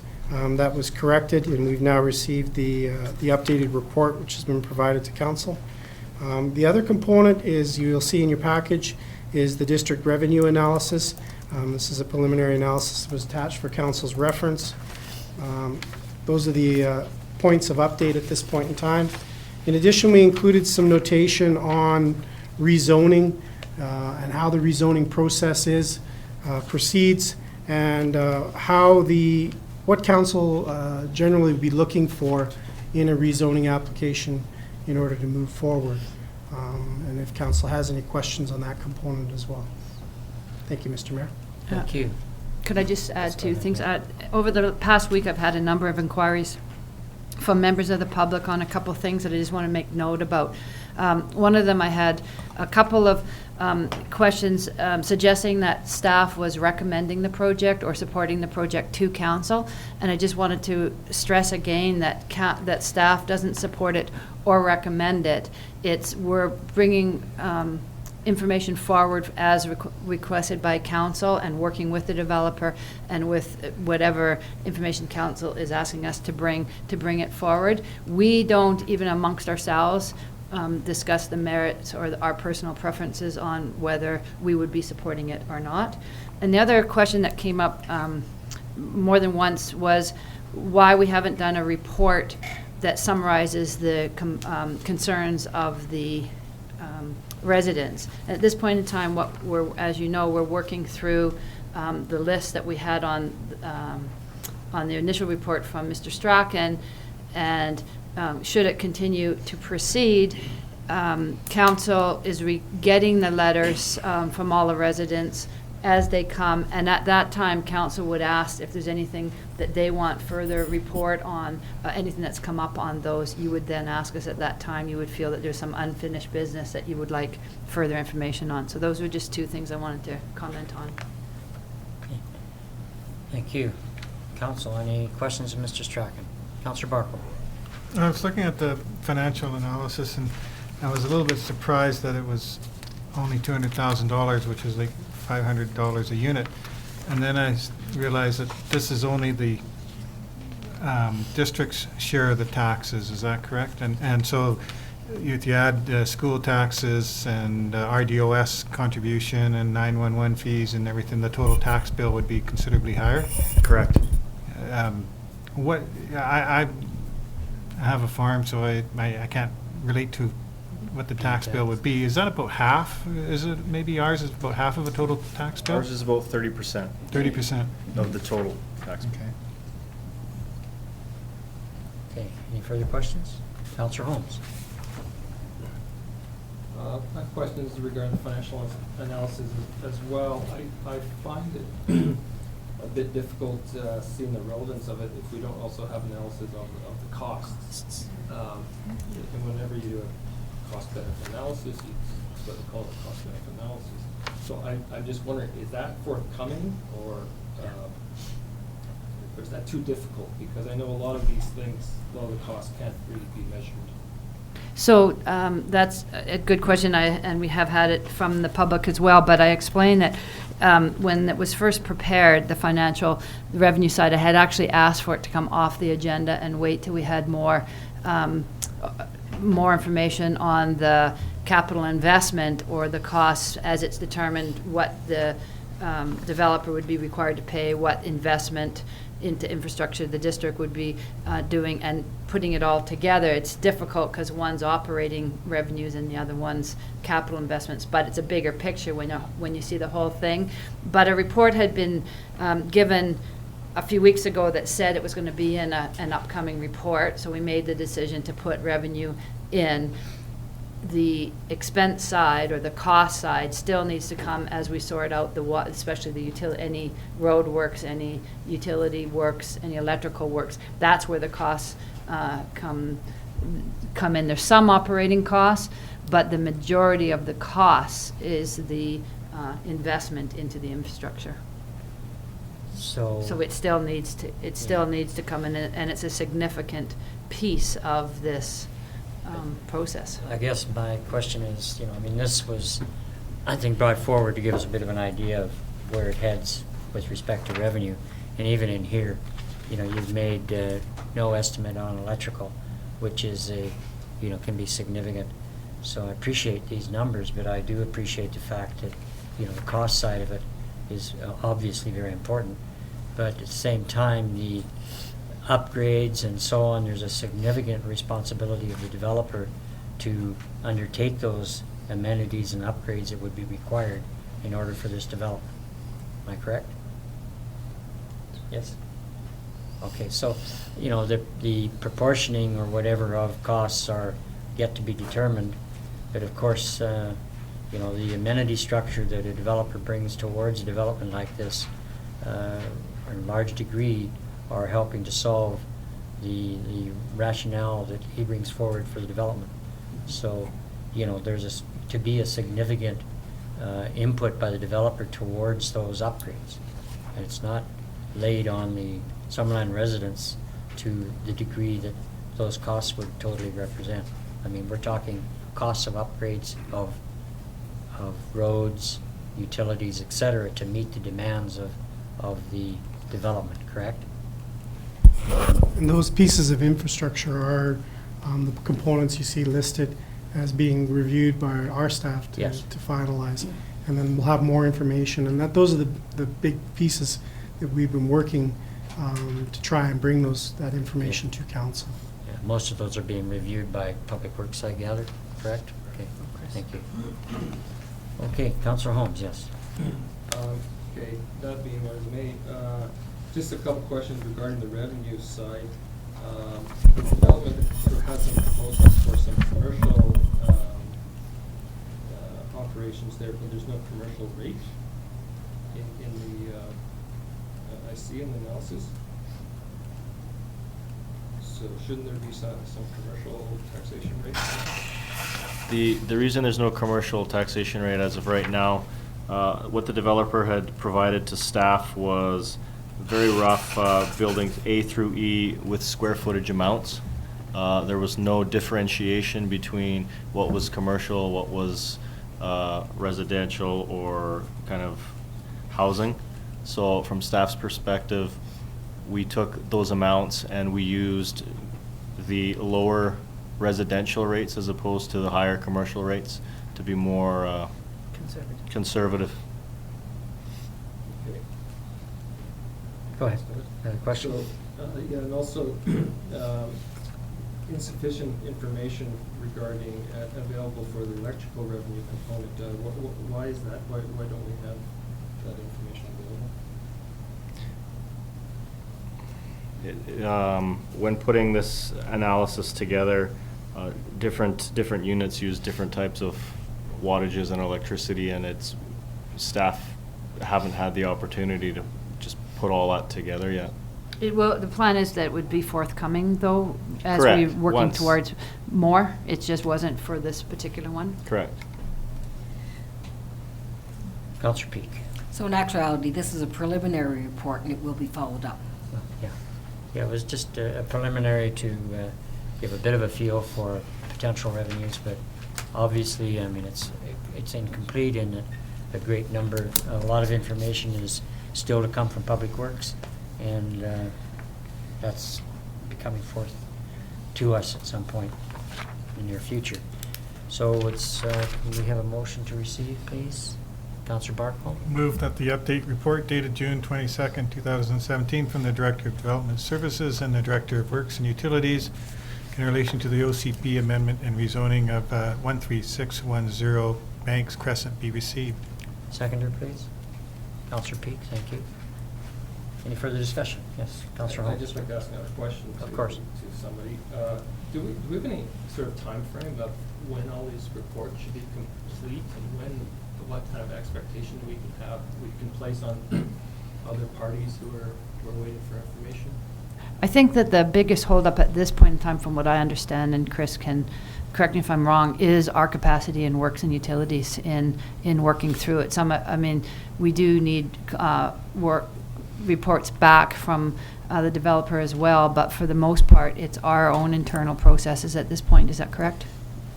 That's one component. There also has been a lot of back and forth as far as resubmissions of the reports and subsequent reviews with comments that either have been addressed or new comments that have arisen that have been sent back to the developer to address. I just think, we need some end in sight here. I just can't see this. I think. It's like it's so open-ended. It's so open-ended. Well, every report that we get, it just raises more questions, and so we're not really getting questions answered. We're just getting more questions piled on top of the questions that are already there. Well, I think I tried to address that to some degree in my mayor's report. We haven't had thank you for the wagging heads. Thank you. That these very large projects, and any project, if you talk to anybody putting anything together, even a small apartment block, you're talking a series of council meetings and several months to achieve an endpoint. And an example, the number of, and it's not going to go this long, but some developments have taken considerable amount of time. And the detail required is important to pursue. So it's partly because this is a CD zone. If this was a rezoning of the property, and then you were moving to consider development, it would be much quicker because you wouldn't need to know as much detail. You would be talking strictly philosophy. Are you open to the rezone or not? And you wouldn't be needing to worry about the impact should you say yes, you support it. But right now, because it's a comprehensive development zone where fundamentally the actual building and the development is tied in with the rezoning, you need those pieces to a much larger degree than you would be if the two processes were separate. And it is frustrating and it's time consuming, but it is not particularly lengthy for this type of development. And if council at any time can have the debate, as you said before, on a philosophical level, if you felt that it was that you had enough information that you didn't want the application to go any further, that can happen. But if it is going to go further, then you need this information, and there's no way to rush it. Councillor Barkle. I just wanted to make the comment that I'm sure the developer is very motivated to try and move this along as fast as he can, and I don't think we can accuse anybody of dragging their feet. It just is what it is. Certainly for a municipality of this size, when you have two large developments, Hunters Hill, we're working on quite intensely right now as far as their servicing and their things. That's on Public Works and Engineering, and this particular one. So to not be able to spend all the time, and in this particular case for the last 2 months, almost Chris's entire department was pretty much full on with the flood. So they all sound like they're excuses, but they're all legitimate reasons that things aren't moving as quickly from our end as we'd like them to be. Yeah, I think, essentially you're looking at capacity, and we can't just suddenly go out and hire 10 or 12 new people because of what's in front of us. We work through the process given the staff capacities. A flood event obviously is a major event that we haven't experienced in 70-odd years, and even then not to this extent. So, we've had some big things laid in front of staff. So, Councillor Trainer. Do we have a general idea of how many more reports are coming forward? From your perspective, Mr. Strachan? There'll be update reports until we have all of the reports ready. And then there's always been the plan to have a comprehensive report brought forward to council that's going to go through all of the information that was outlined back in February, that was recommended to council and then endorsed as far as how to proceed. And that's broken out in the 9 points within the report. Yeah. So we would be then reviewing all of those components, the input that's been received, and at that point, if council is satisfied that they have received the information necessary to proceed, would be asking council to consider moving to public hearing. Okay. Yeah, I think that's a critical point too. You know, we could suggest a public hearing date, but at the same time, you've got, you know, some comprehensive reports that are being developed that would be perhaps substantially incomplete if we were to set a public hearing date that's too tight. So we do want as much information as we can. Is that correct? Councillor Seah, go ahead. Well, go ahead first. Then there's two parts to that. One is the critical infrastructure components that the Yeah. district needs to be sure that they're adequate for this. It also will answer a lot of the questions that came out of the initial input in regards to how things are to be addressed, or conversely, not addressed. So this information is going to hopefully close out some of those components as well, Yeah. as far as whether or not the development would satisfy or not satisfy those concerns. Yeah, thank you. So then, when it comes to, we were talking about costs earlier, and some of the costs that would be incurred can be captured at building permit stage or development permit stage. So if there was, if council went forward and this did get approved and it was going forward to the next stage, if costs got missed in this review, they could be captured. The servicing costs are costs. They'll always be the developer's costs. But it's the amenity costs and some of the contributions that are only coming out as it's further explored that you wouldn't be able to get at a later date if the comprehensive development was approved. And that is one of the reasons that you need to make sure that we've gone through all of the stages to make sure that we haven't overlooked any costs that might be incurred that should be the developer's cost. Okay, I think we had a motion Moved to and seconded. receive. Moved and seconded. All in favor? Thank you. The motion carries. None opposed. Okay, I'm going to ask for a short break before we move to staff and other reports. Item 12, please. You're the boss. I'm the boss. I could do that. Okay, 12.1. Who's having this? Mr. Johnson. Mr. Johnson, 12.1, please. Thank you, Mr. Mayor. This report outlines the RFP results for our annual water treatment plant chemical contract, which we award each year. Outlined in it is the summary of the results from our RFQ. We had 5 bidders on the 4 chemicals that we were looking to purchase this year.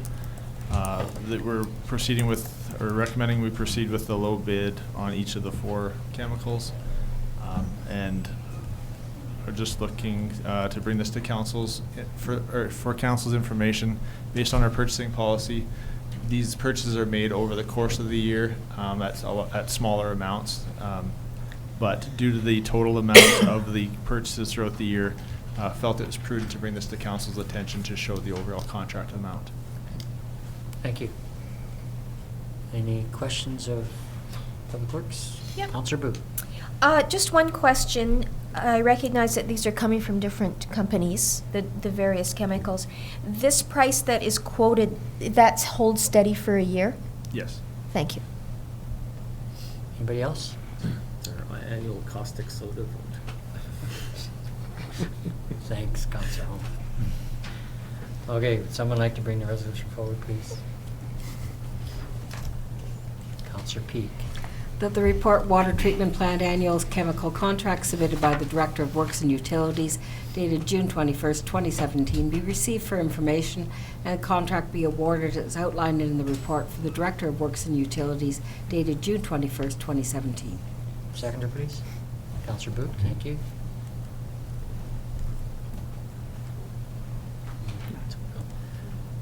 Any other discussion? All in favor?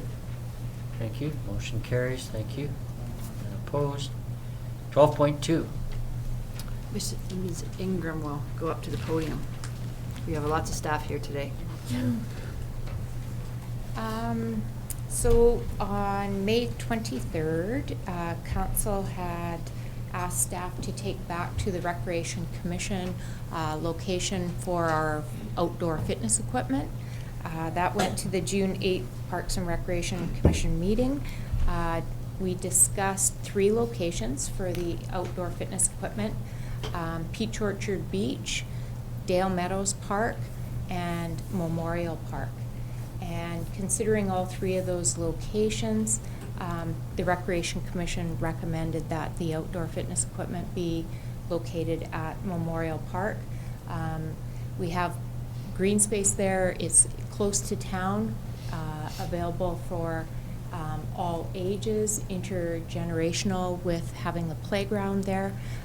So that's where they recommended that equipment be installed, and that is all in the 2017 financial plan. Is council would contribute matching funds to the Plan H Active Communities grant that's being submitted at the end of this month. And Recreation staff supported the recommendation. Exactly. Recreation Department and Park staff. Okay, thank you. Any questions of our director, please? Recreation Manager. Councillor Carlson. Is this completely reliant on whether or not we get that grant? Or is there a very good chance we're gonna get this money? Or are we all excited about something that we're still kind of not sure we're gonna get?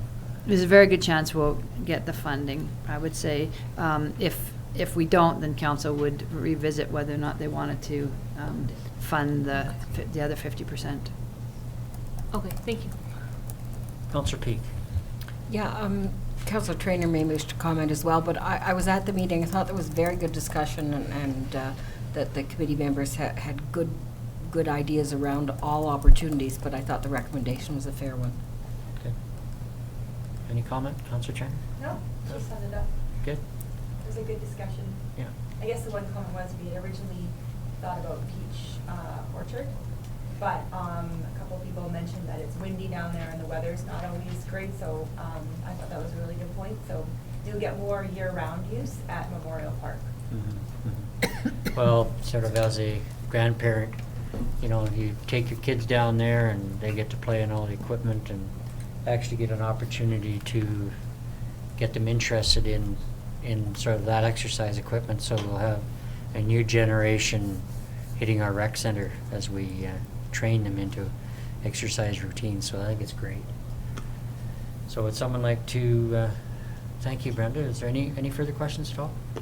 Someone like to bring that forward, please? Councillor Brown.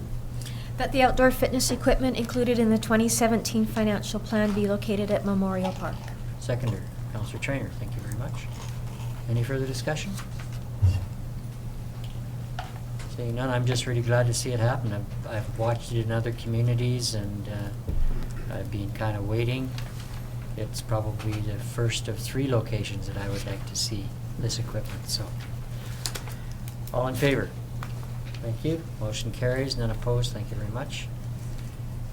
12.3. Tammy CEO. Rothery. Pardon me? Tammy Rothery will Okay. speak to this. Tammy. Thank you, Mr. Mayor and Council. As you're aware, the District of Summerland sets aside funds each year, both from the operating budget and from our CAREP rebate, for climate action projects. In the past, when funds were spent on energy-saving projects, that money saved would go back into general revenue, and the Climate Action Fund would be depleted by the amount spent on that project. Now, while this has enabled us to undertake some reasonably sized projects, such as installing LED lights at the curling rink, It has meant that we haven't had enough available for larger projects, so we've had to turn to other funds within the district budget.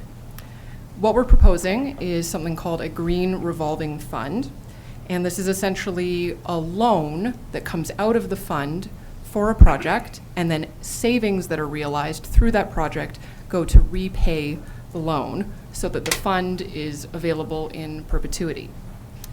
This type of fund is used in many places, including North Cowichan. The Federation of Canadian Municipalities operates such a fund. But what's unique and exciting about our proposal is that we would like to create a green revolving fund as part of something called the $1 Billion Green Challenge. And you have some information in your package about the challenge. We would be the first Canadian governmental body to sign on to the challenge. There are other Canadian institutions such as UBC and Thompson Rivers University who are part of the challenge, but no governmental organizations at this time. And beyond showing leadership through joining the challenge and furthering our reputation as a green municipality, we would get access to a software program called GRITS. And this software we're very interested in because it would allow us to prioritize projects based on their projected greenhouse gas and energy savings, and also their financial savings. Staff have trialed this software and with great success, and we feel very comfortable recommending it as a low-cost tool to aid our progress towards carbon neutrality in operations. Our corporate climate action team, which is a cross-functional team of staff, have reviewed the agreement that's in your package, and we're pleased to bring this recommendation forward to you. And I'd be happy to answer any questions you have. Thank you. Councillor Holmes. Who on staff would use this software besides yourself, I guess? Thank you, Mr. Mayor, for that question. The intention is that through part of the first year process, we would establish who would be using the software. Primarily, it would be myself, but all of the members of the corporate climate action team have been set up with access to it. So staff can go in, add proposed projects. The finance department can see how those projects are tracking in terms of financial return and so on. So all staff could utilize it. Good. Anybody else? Councillor Carlson. I'm wondering how so this would encapsulate more of the corporate initiatives that are going on and be run and maintained by staff. Would there be community projects that might come into this umbrella as well that would fit, or is it specifically for our carbon neutrality within just the district and our buildings and infrastructure and transportation and stuff? Thank you for that question, Mr. Mayor. Currently, there is a climate fund policy which specifies that a minimum of 80% of climate action funds are to be spent on corporate initiatives. However, we do have some options to help us achieve carbon neutrality through what's called balancing, which means that we can invest in community-wide projects and be able to offset our corporate emissions that way. So if there were a community project that realized cost savings that could be used in this style of revolving fund, of course we could invest in them using this fund. Thank you. Anybody else? Councillor Booth and Councillor Trainer. Go ahead.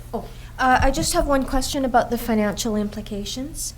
On their website, it talks about 1/20th or something of what, yeah. So is it expected that of course I should have done the math in my head first. We'd be at $400,000? With the $200 US dollar annual fee? Yeah, thank you, Mr. Mayor. So what Councillor Boot is referring to is the annual administration fee to join the challenge. It's a minimum of $200 US or the equivalent of 1/20th of 1% of your fund size. So in order for us to go over the $200 US, we would need to have a fund greater than $400,000. And at this point, it's not anticipated that the fund would be of that size. Okay, thank you. Anybody else? Councillor Trainer. Oh, I'm sorry. Yeah, go ahead. Can you just quickly explain again where the money comes from then, and when you would start putting it into this fund? Thank you, Mr. Mayor.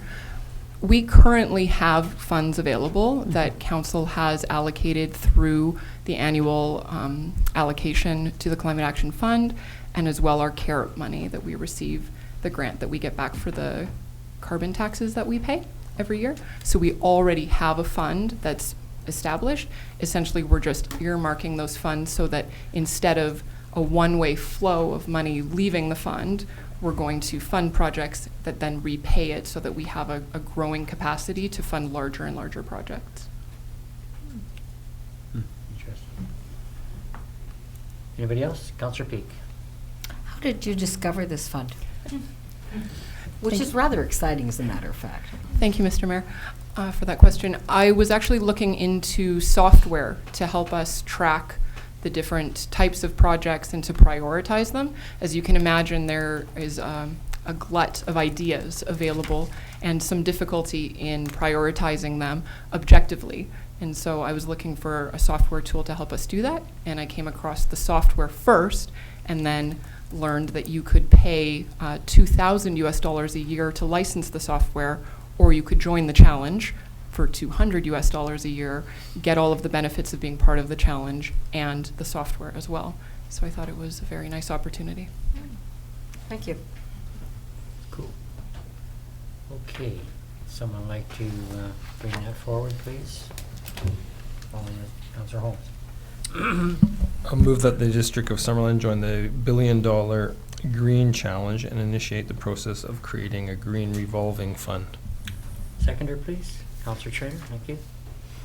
Any further comments or discussion? Councillor Barkle. This doesn't mean that there aren't any projects that we would actually save money that we're not doing now, is it? I mean, if the idea is that the money we save goes back into this fund, I think we would spend as much as it takes to have a net, savings. It's a good thing. The fund is a good thing, but also it's a bit, I find there's a bit of irony in there that we're talking about saving money, so why aren't we doing everything we can to save money? Anyway, I mean, it doesn't mean there's not capital costs associated with it, and so we're saving money by reducing the ongoing operating costs, but it could be that it's a 7-year payback or a 10-year payback. Yeah, if the payback isn't there for the net present value, yeah. I don't want to get into net present value. Yeah. I knew I'd be. I never did fully understand it. Okay, we have a mover and a seconder. All in favor? Motion carries. None opposed. Thank you very much. 12.4. Carrying this, Mr. Deniger. So this is an update requesting council to officially receive the 10 additional pages of the petition that was handed to the corporate officer on June 12th, 2017, the previous council meeting. And the updates included in the schedule. Thank you. Would someone like to bring the resolution forward, please? Councillor Trainer, thank you. Do you want me to read it out? Not necessarily. Okay, I'll bring it forward as presented. Thank you. Seconder. Councillor Boot, thank you. All in favor? Motion carries. None opposed. Thank you very much. 12.5, BC Transit Schedule. Angelique Wood. Angelique Wood.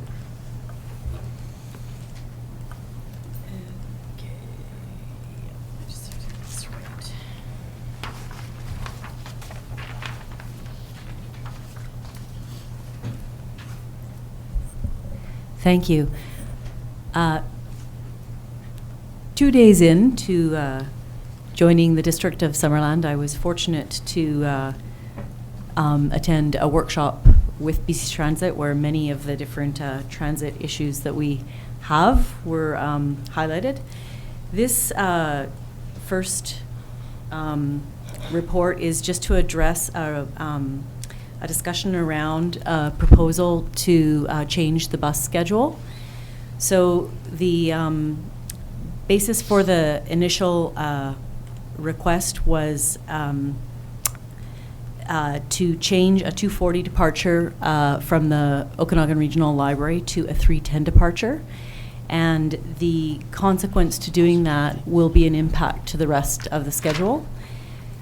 BC Transit's main concern is there may be unintended consequences to that schedule change, and they remain committed both to serving the youth of our area, but also to commuter traffic. So what BC Transit would like to do is a full consultation process with the potential user groups in the September of this year. I think it's noted in the report that in discussion with the principal of the school, it's not necessarily felt that it will make as much difference as it was originally thought that it would, and that further discussion has to be made with all the users with that. So BC Transit is highly suggesting that we do some consultation before doing a September implementation. Without doing a September implementation, getting it started so that it would be a later implementation if it was still decided to be done. Okay, thank you. Questions? So, Councillor Trainer. Do we have any idea how many high school students up until this point take the bus from Summerland to Penticton in the afternoon? Right now, BC Transit doesn't track the different ages of the riders. We can get ridership numbers, but it won't indicate the age. It is thought by BC Transit that right now there isn't very many. However, that without doing consultation, it's not possible to know whether that's because of the schedule or because there's no take-up yet. And so that would be part of the process of the discussions. If I may, thank you through the mayor. The other consideration that BC Transit just wants to make sure it's explored is that commuter traffic will be delayed by about half an hour on the last trip home. So what is currently let me see, I'm not sure if I have, basically the last bus that I think right now returns around 6:15 would end up being more like 6:45. So the considerations are not just getting the students down to Penticton, but also what will happen to your ridership that relies on the bus for commuting. Councillor Peak and Councillor Holmes, did you? Yeah. Okay, Councillor Peak first. I appreciate the consultation coming forward in terms of having that kind of a survey from BC Transit. I make note of the fact that I had heard comments from Okanagan College that in fact sometimes their students have had trouble getting back on the bus, and an extension time may actually be a help. So a survey that included them might actually cover that as well. Councillor Holmes. Yeah, I'd just kind of like to say the same thing. You know, a full consultation process, I think it needs to, I think Transit needs to consider who its targeted user groups are for the bus. You know, the reason I don't think if a high school student wants to take the bus today, he or she has to skip school. It's the reality of that. So I'm pretty sure the numbers are pretty low for high school students. So my question is are high school students a targeted user group of transit, and whether they should be or not? And I think you have to look at all the user groups, the high school, college students, commuters, seniors. These are all different user groups, and the times that are most convenient for them aren't necessarily convenient for the other users groups. So I think transit has to be clear in their head, who are they targeting here, and then the schedule.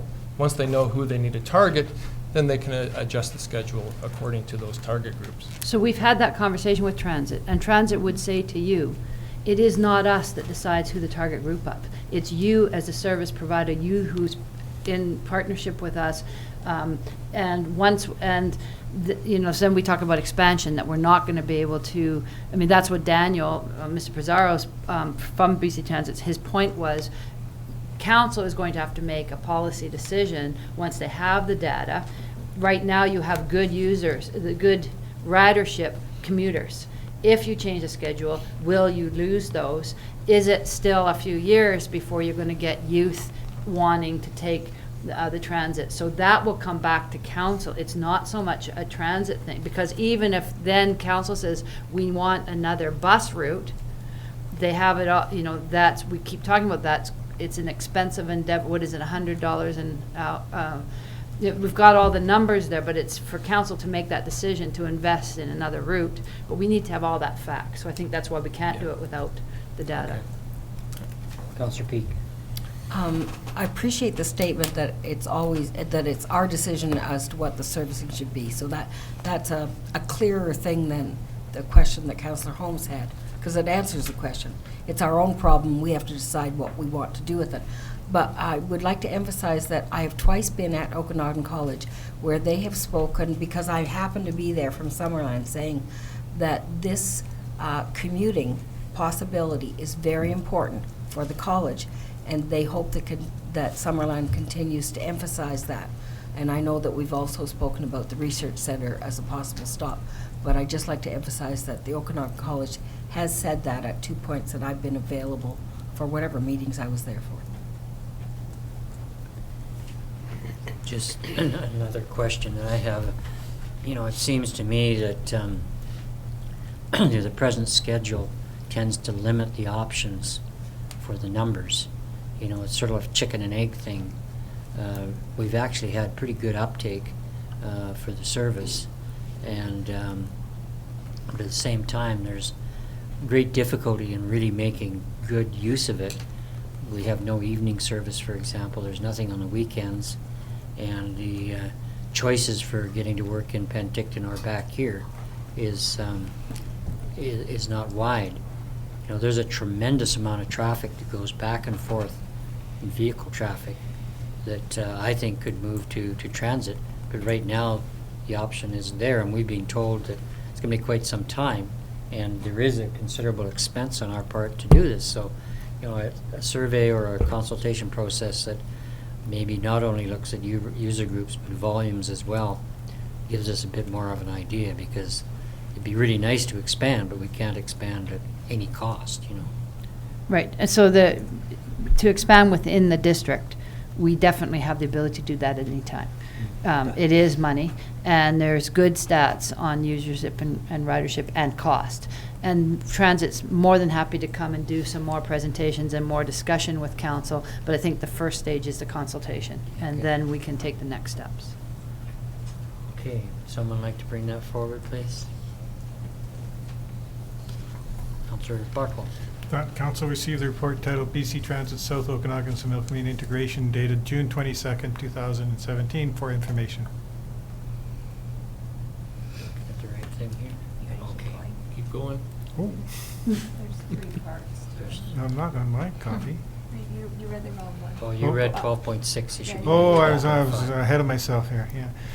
And that the current Summerland transit schedule remain unchanged, and that staff be directed to meet early in the 2017-18 school year with BC Transit commuters and school officials to determine ridership demands.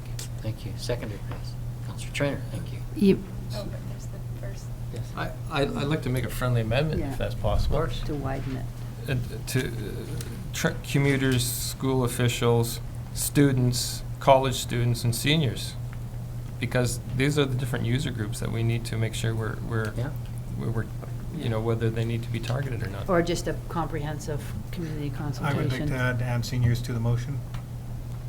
Or could you suggest just a comprehensive Right. consultation? Well, I think there's more than just the seniors. I think it's Yeah, also the okay. college students. Seniors So- and any others. So just community comprehensive community consultation, I think. Cover it. Okay, we'll reword the motion to say that staff be directed to meet early in 2017-18 school year with BC Transit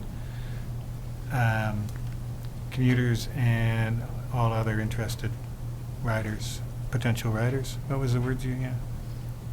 All other potential parties. Comprehensive community consultation, yeah. CCC. Comprehensive, undertake comprehensive community consultation. Yes. Regarding transit ridership. Okay. Okay, we had a second. Yeah, I'm good with that. Good. Okay, all in favor? Thank you. Motion carries and opposed. 12.6. This is just a simple report to tell council that the integration that you passed motions on in the past is taking effect on July the July the 1st. I don't know if there's anything else to add on that. There's new fares and new schedules from the south up to Summerland. I would just highlight for people that the old guide, if anyone's got them kicking around, get rid of it. It says Summerland Transit, and that's all it has in it. The new guide includes Penticton, Princeton, Osoyoos, all the maps and schedules of those communities. So what the integration has done is it has taken 5 different community systems and blended them into one. We will, because of that, have a slight fare increase. A $2 trip has become a $2.25 trip. But what that does get us towards is, instead of having just a Summerland system, it will enable people eventually to be able to move throughout the entire district from Summerland, as far south as Osoyoos and as far west as Princeton. So now, as of July 1st, new tickets and day passes will be available through the rec center and through the office down here. But the old fare tickets and day passes are still usable until December 31st. So people who have the old fares, just like when you have old stamps, can use them and they'll be accepted. But the new fares are available as well. Okay, thank you, Councillor Carlson. How long until people will be able to get to Peachland? It's currently being looked at as far as a possible expansion for 2018, going Penticton up to Kelowna, so into Peachland as well. But that's a very costly one that they're looking at the different municipalities that are willing to cost share in it. Okay, the comment is it's the only missing link through the whole valley, Summerland, Peachland, so hopefully we can keep pushing that. Well, there's no link right now, Penticton to Kelowna. But you can get from Peachland to Kelowna. Right, you But can get to from Peachland. you can get from Penticton to Summerland, Peachland to Kelowna, but you can't get Summerland to Peachland. Very easily, anyways. Hitchhike in the gap. Councillor Holmes. Yeah, just wondering what is considered local and what's considered regional for the fares? Just to Penticton is local? Within Summerland is a local ride, and to Penticton is a $4 ride. Yeah. Okay, and then can you, so you can go to Osoyoos for $4? Yes. If you could make the schedules work, yes. And so you get a transfer? I guess. You currently... My question, so what I'm leading to, I guess, is can you, with that same fare, travel on Penticton buses? yes. Oh, okay. Yeah. That's the You point just of gotta- the you just integrated system is to accomplish that. Yes. Travelability. Okay. Okay. Someone like to bring that forward? Councillor Trainer? The council received the report titled BC Transit South Okanagan-Similkameen Integration dated June 22nd, 2017 for information. Seconder, please. Councillor Holmes, thank you. Anything else? Any further discussion? All in favor? Motion carries, none opposed. Thank you very much. Moving on to 13.1, Mr. Strachan.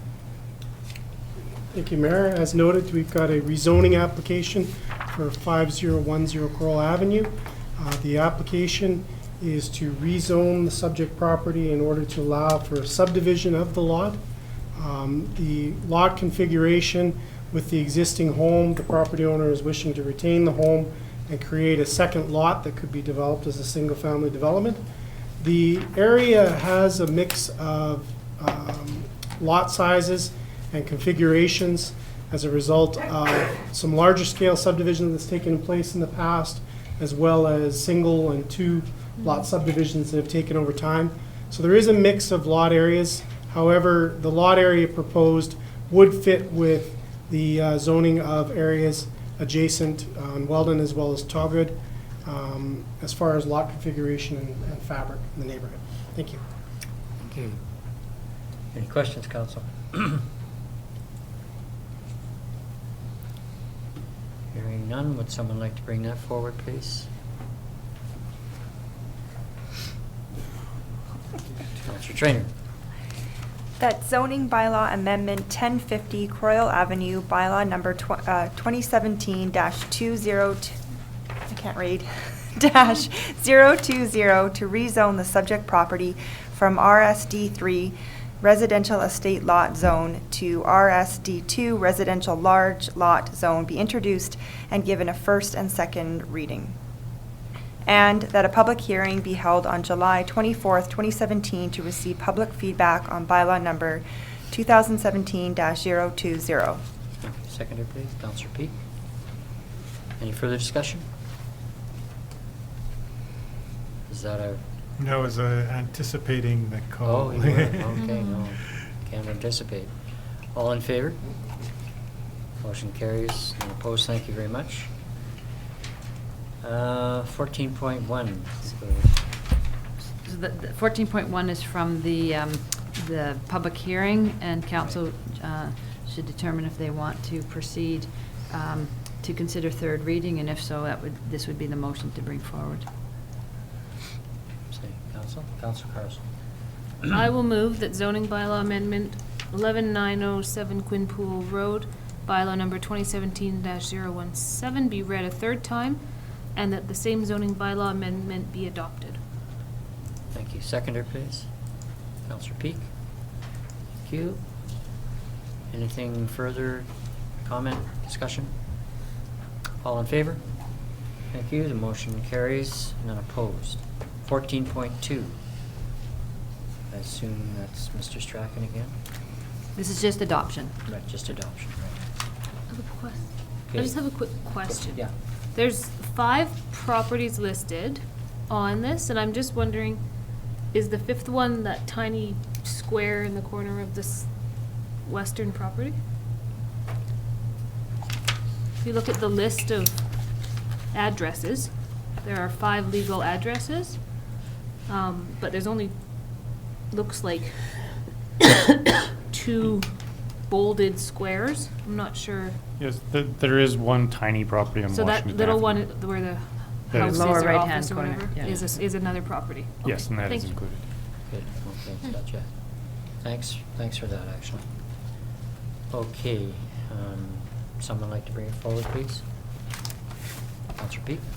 That the local sanitary sewer service area for Mountain View Growers, bylaw 2017-016 be adopted. Thank you. Seconder? Councillor Booth? All in favor? Motion carries. None opposed. Thank you very much. Moving into council reports, starting with Councillor Trainer. Mine's pretty short. I attended the Giants Head Trail Redevelopment Plan public consultation meeting last week, and that was really interesting. There was a good turnout and lots of people had some really good feedback. And then I also attended the Parks and Rec Master Plan public open house, and that was also well attended, so it was really good to see everybody come out and share their visions for the future of recreation in Summerland. Thank you. Sparkle. Yes, I attended the same meetings, and I too thought they were particularly good meetings. Councillor Booth. Thank you. I also attended that meeting. It was a great meeting. Last week, I think, I signed the Make Water Work Challenge, and I would, or pledge, sorry. I would suggest that, no, I won't suggest, I will challenge all the other councillors and the mayor to also sign that. You may have already.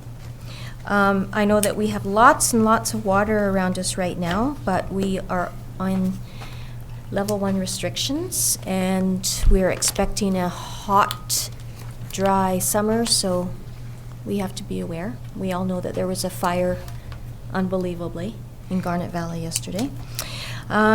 So that was that. I attended the Chamber of Commerce board meeting. Oh, she's not here anymore. Last week I attended the 2-day Keeping It Rural conference in Kelowna. The focus was on economic development in rural communities, highlighting agriculture and arts and culture opportunities. There was a couple of really good presentations, but I have to admit, overall, I was a little disappointed that most of the presenters were from the States. that's just, I think that we have speakers in our own rural communities that could address things like that. RDOS last week? No, 2 weeks ago now. And I just wanted people to know that the second annual Feast of Farms is scheduled for Saturday, September the 9th, which is a celebration of sustainable agriculture in our community. This year, the funds, it's a fundraiser, is going to two $500 bursaries to SSS grads that are studying secondary, or in post-secondary sustainable agriculture.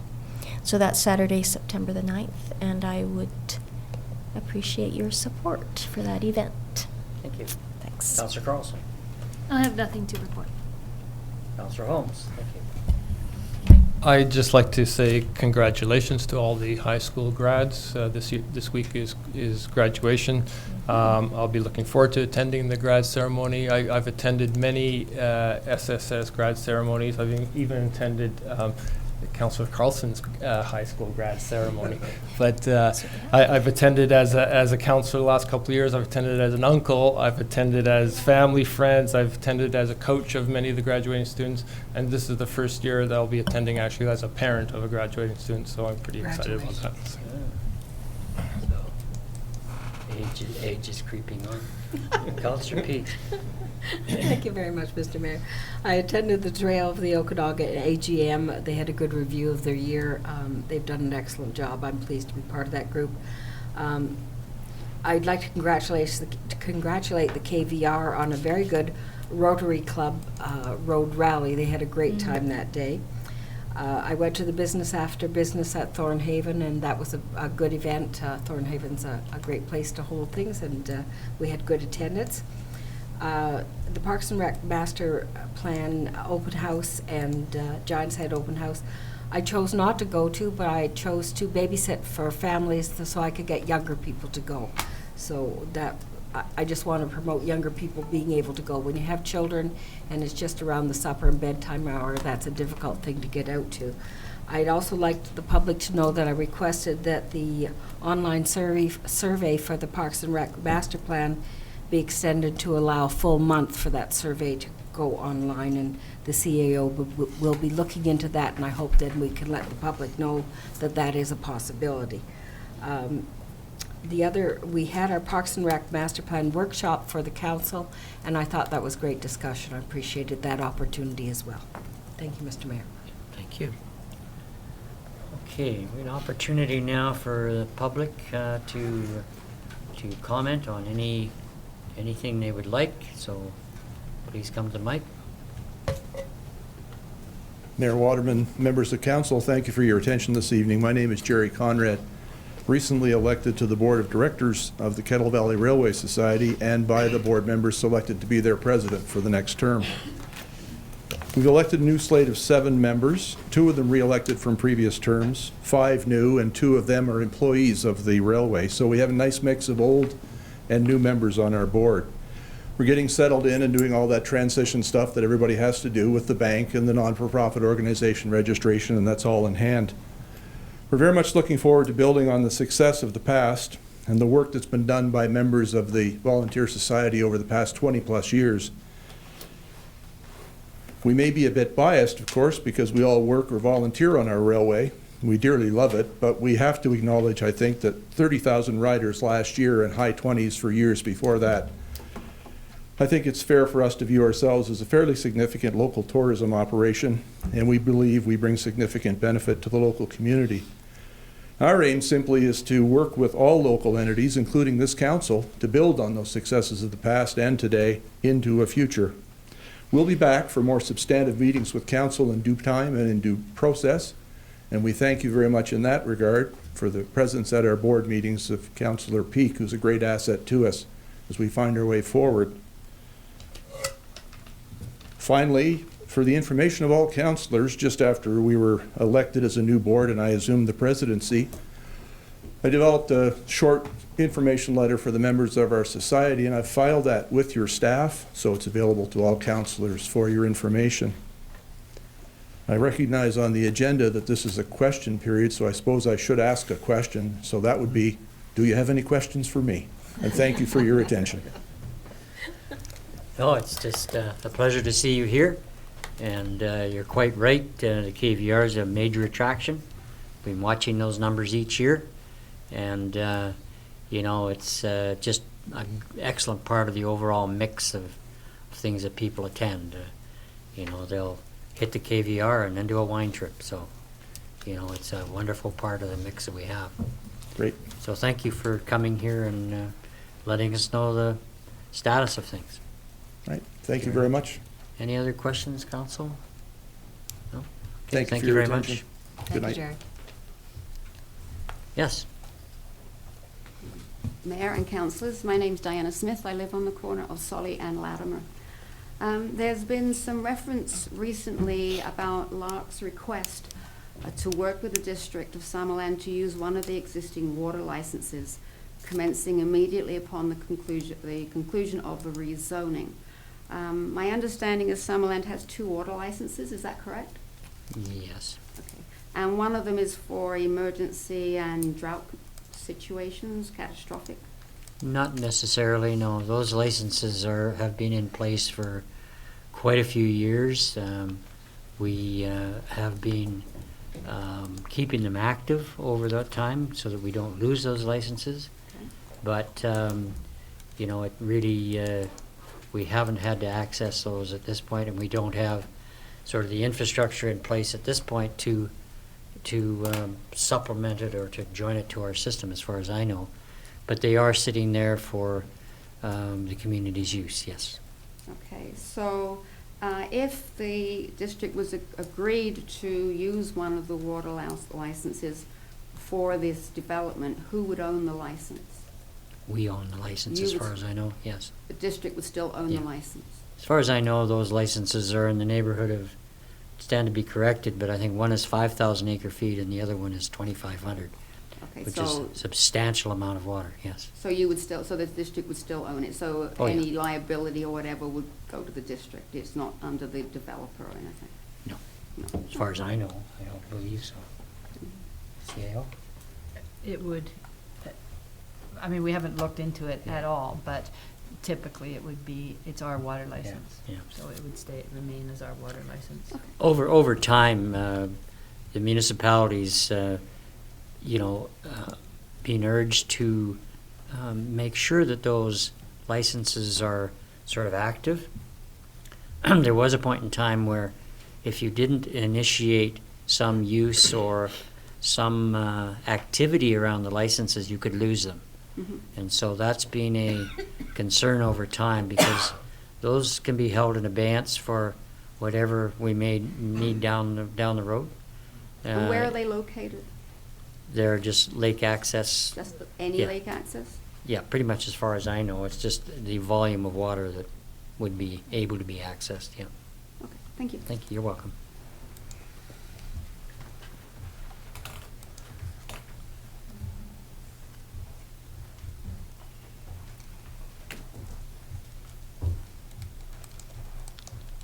Good evening, Mayor and Council. Donna Wall, Latimer Avenue. I didn't have this planned, but I want to ask, piggyback on the end of that water license thing. If the developer was to use one of the city's water licenses, would that not be seen as being given that developer sort of a preferential treatment? And I'm going back to when another developer that has bought or wants to purchase that lot on the lake, he wanted the tipping fees waived, and it was argued that it could be seen as giving him preferential, treatment. I think our CAO can respond, Mrs. Wall. Certainly, the community charter doesn't allow assistance to business. The question here, and again, there hasn't been any exploration done on this yet, but you could either enter into a partnership agreement, which is the same thing that was discussed with the building at the waterfront at the cannery, or it could be seen as being for the use of the trout hatchery. And so there's lots of different ways. It would not be a showstopper if that was what council, after they researched and then looked into it, there could be arrangements made that it would be a viable option. No, but again, it hasn't been discussed or looked into at all. But because the benefit would be for the fish hatchery having an alternate source, it wouldn't necessarily be deemed as a benefit to the developer. But who would be responsible for the upkeep? But that's what, like I say, right, this point in time, there hasn't been any discussion on that. It's not who's responsible for it, isn't necessarily who's getting the benefit of it. So even if the developer agreed to pay for it and to maintain it, if it was deemed, the benefit was deemed to the fish hatchery and not to the developer, then it wouldn't be assistance to the business, financial assistance. Thank you. I have a couple of points I wanted to bring up tonight. One was in referral to Mr. Strachan's, which came first, the chicken or the egg theory, regarding development cause. And I thought about that, and I really thought long and hard, and I thought all development for so many years over history has been sort of generally a very slow process. And those that haven't been slow, generally the ones that work out have been well thought out. I wanted to give a couple of examples, and one that sprang to my mind immediately was West Bank and West Kelowna, which sort of sprung out of nowhere 20, 30 years ago. It was all bushland, basically. They now have a population of 35,000 people and yet no hospital. So to me, that's sort of not a good way to develop, where you can go to a city such as Canberra, the capital city of Australia, which was actually planned and designed by a Canadian. It has almost 4,000 people, and it's a very, very beautiful, planned and streamlined city. I saw also a sign on our digital printout the other day saying "Love our town" or something to that effect. I thought that was awesome. And also had a good read of the annual report. It paints a lovely picture of our beautiful town.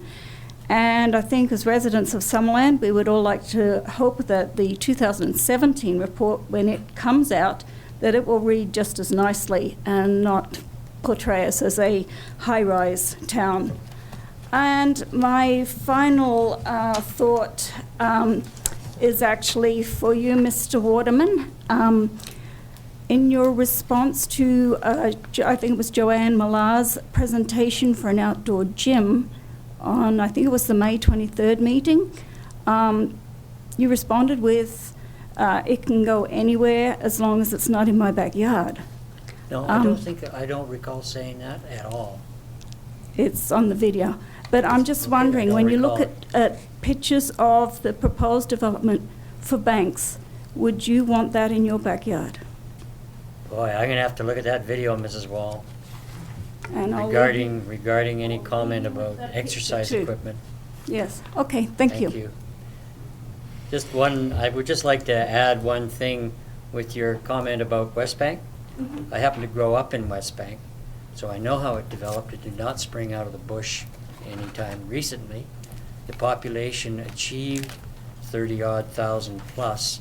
Then the area decided that they should move towards being a municipality. And so it was the population that was there that and necessitated the formation of the municipality. So it was a long process coming for it to become a municipality, and the size that was there essentially encouraged the need for some sort of governmental oversight other than just the West Bank Indian Band and the regional district. Yeah, I just think it would be sad to see Summerland become another West Bank and have suddenly 35,000 people and no hospital or decent facilities. It's. We fought the loss of our hospital a number of years ago. I know, we moved here because there was a hospital and it shut down the year after we moved. Well, if you recall those meetings at that time, we were very upset that we were losing the facility that we had. Anyway, thank you. Anybody else like to speak? We're closing in on our time. Okay, thank you very much. The media, would you like to comment or question? One question. What is the status in the RDOS discussion about deciding where the compost, or their recommendations where the compost facility will be located? I understand that there will be discussion on the 6th of July at the RDOS meeting, and the board will be hearing information from staff at that time. I think it's information regarding, the consultation that was undertaken. Whether there will be a decision at that time, I don't know. Excuse me, as you know, the two sites are being considered, and it's in the RDOS's court at this time. So sometime July the 6th or shortly thereafter? Well, there should be information coming out then as to what the next steps are. Whether there will be a decision on which site at that point, I don't know. John? Thank you. Could I have a motion for adjournment, please? Councillor Booth? Councillor Holmes, thank you. All in favor? Thank you. Motion carries. Thank you very much.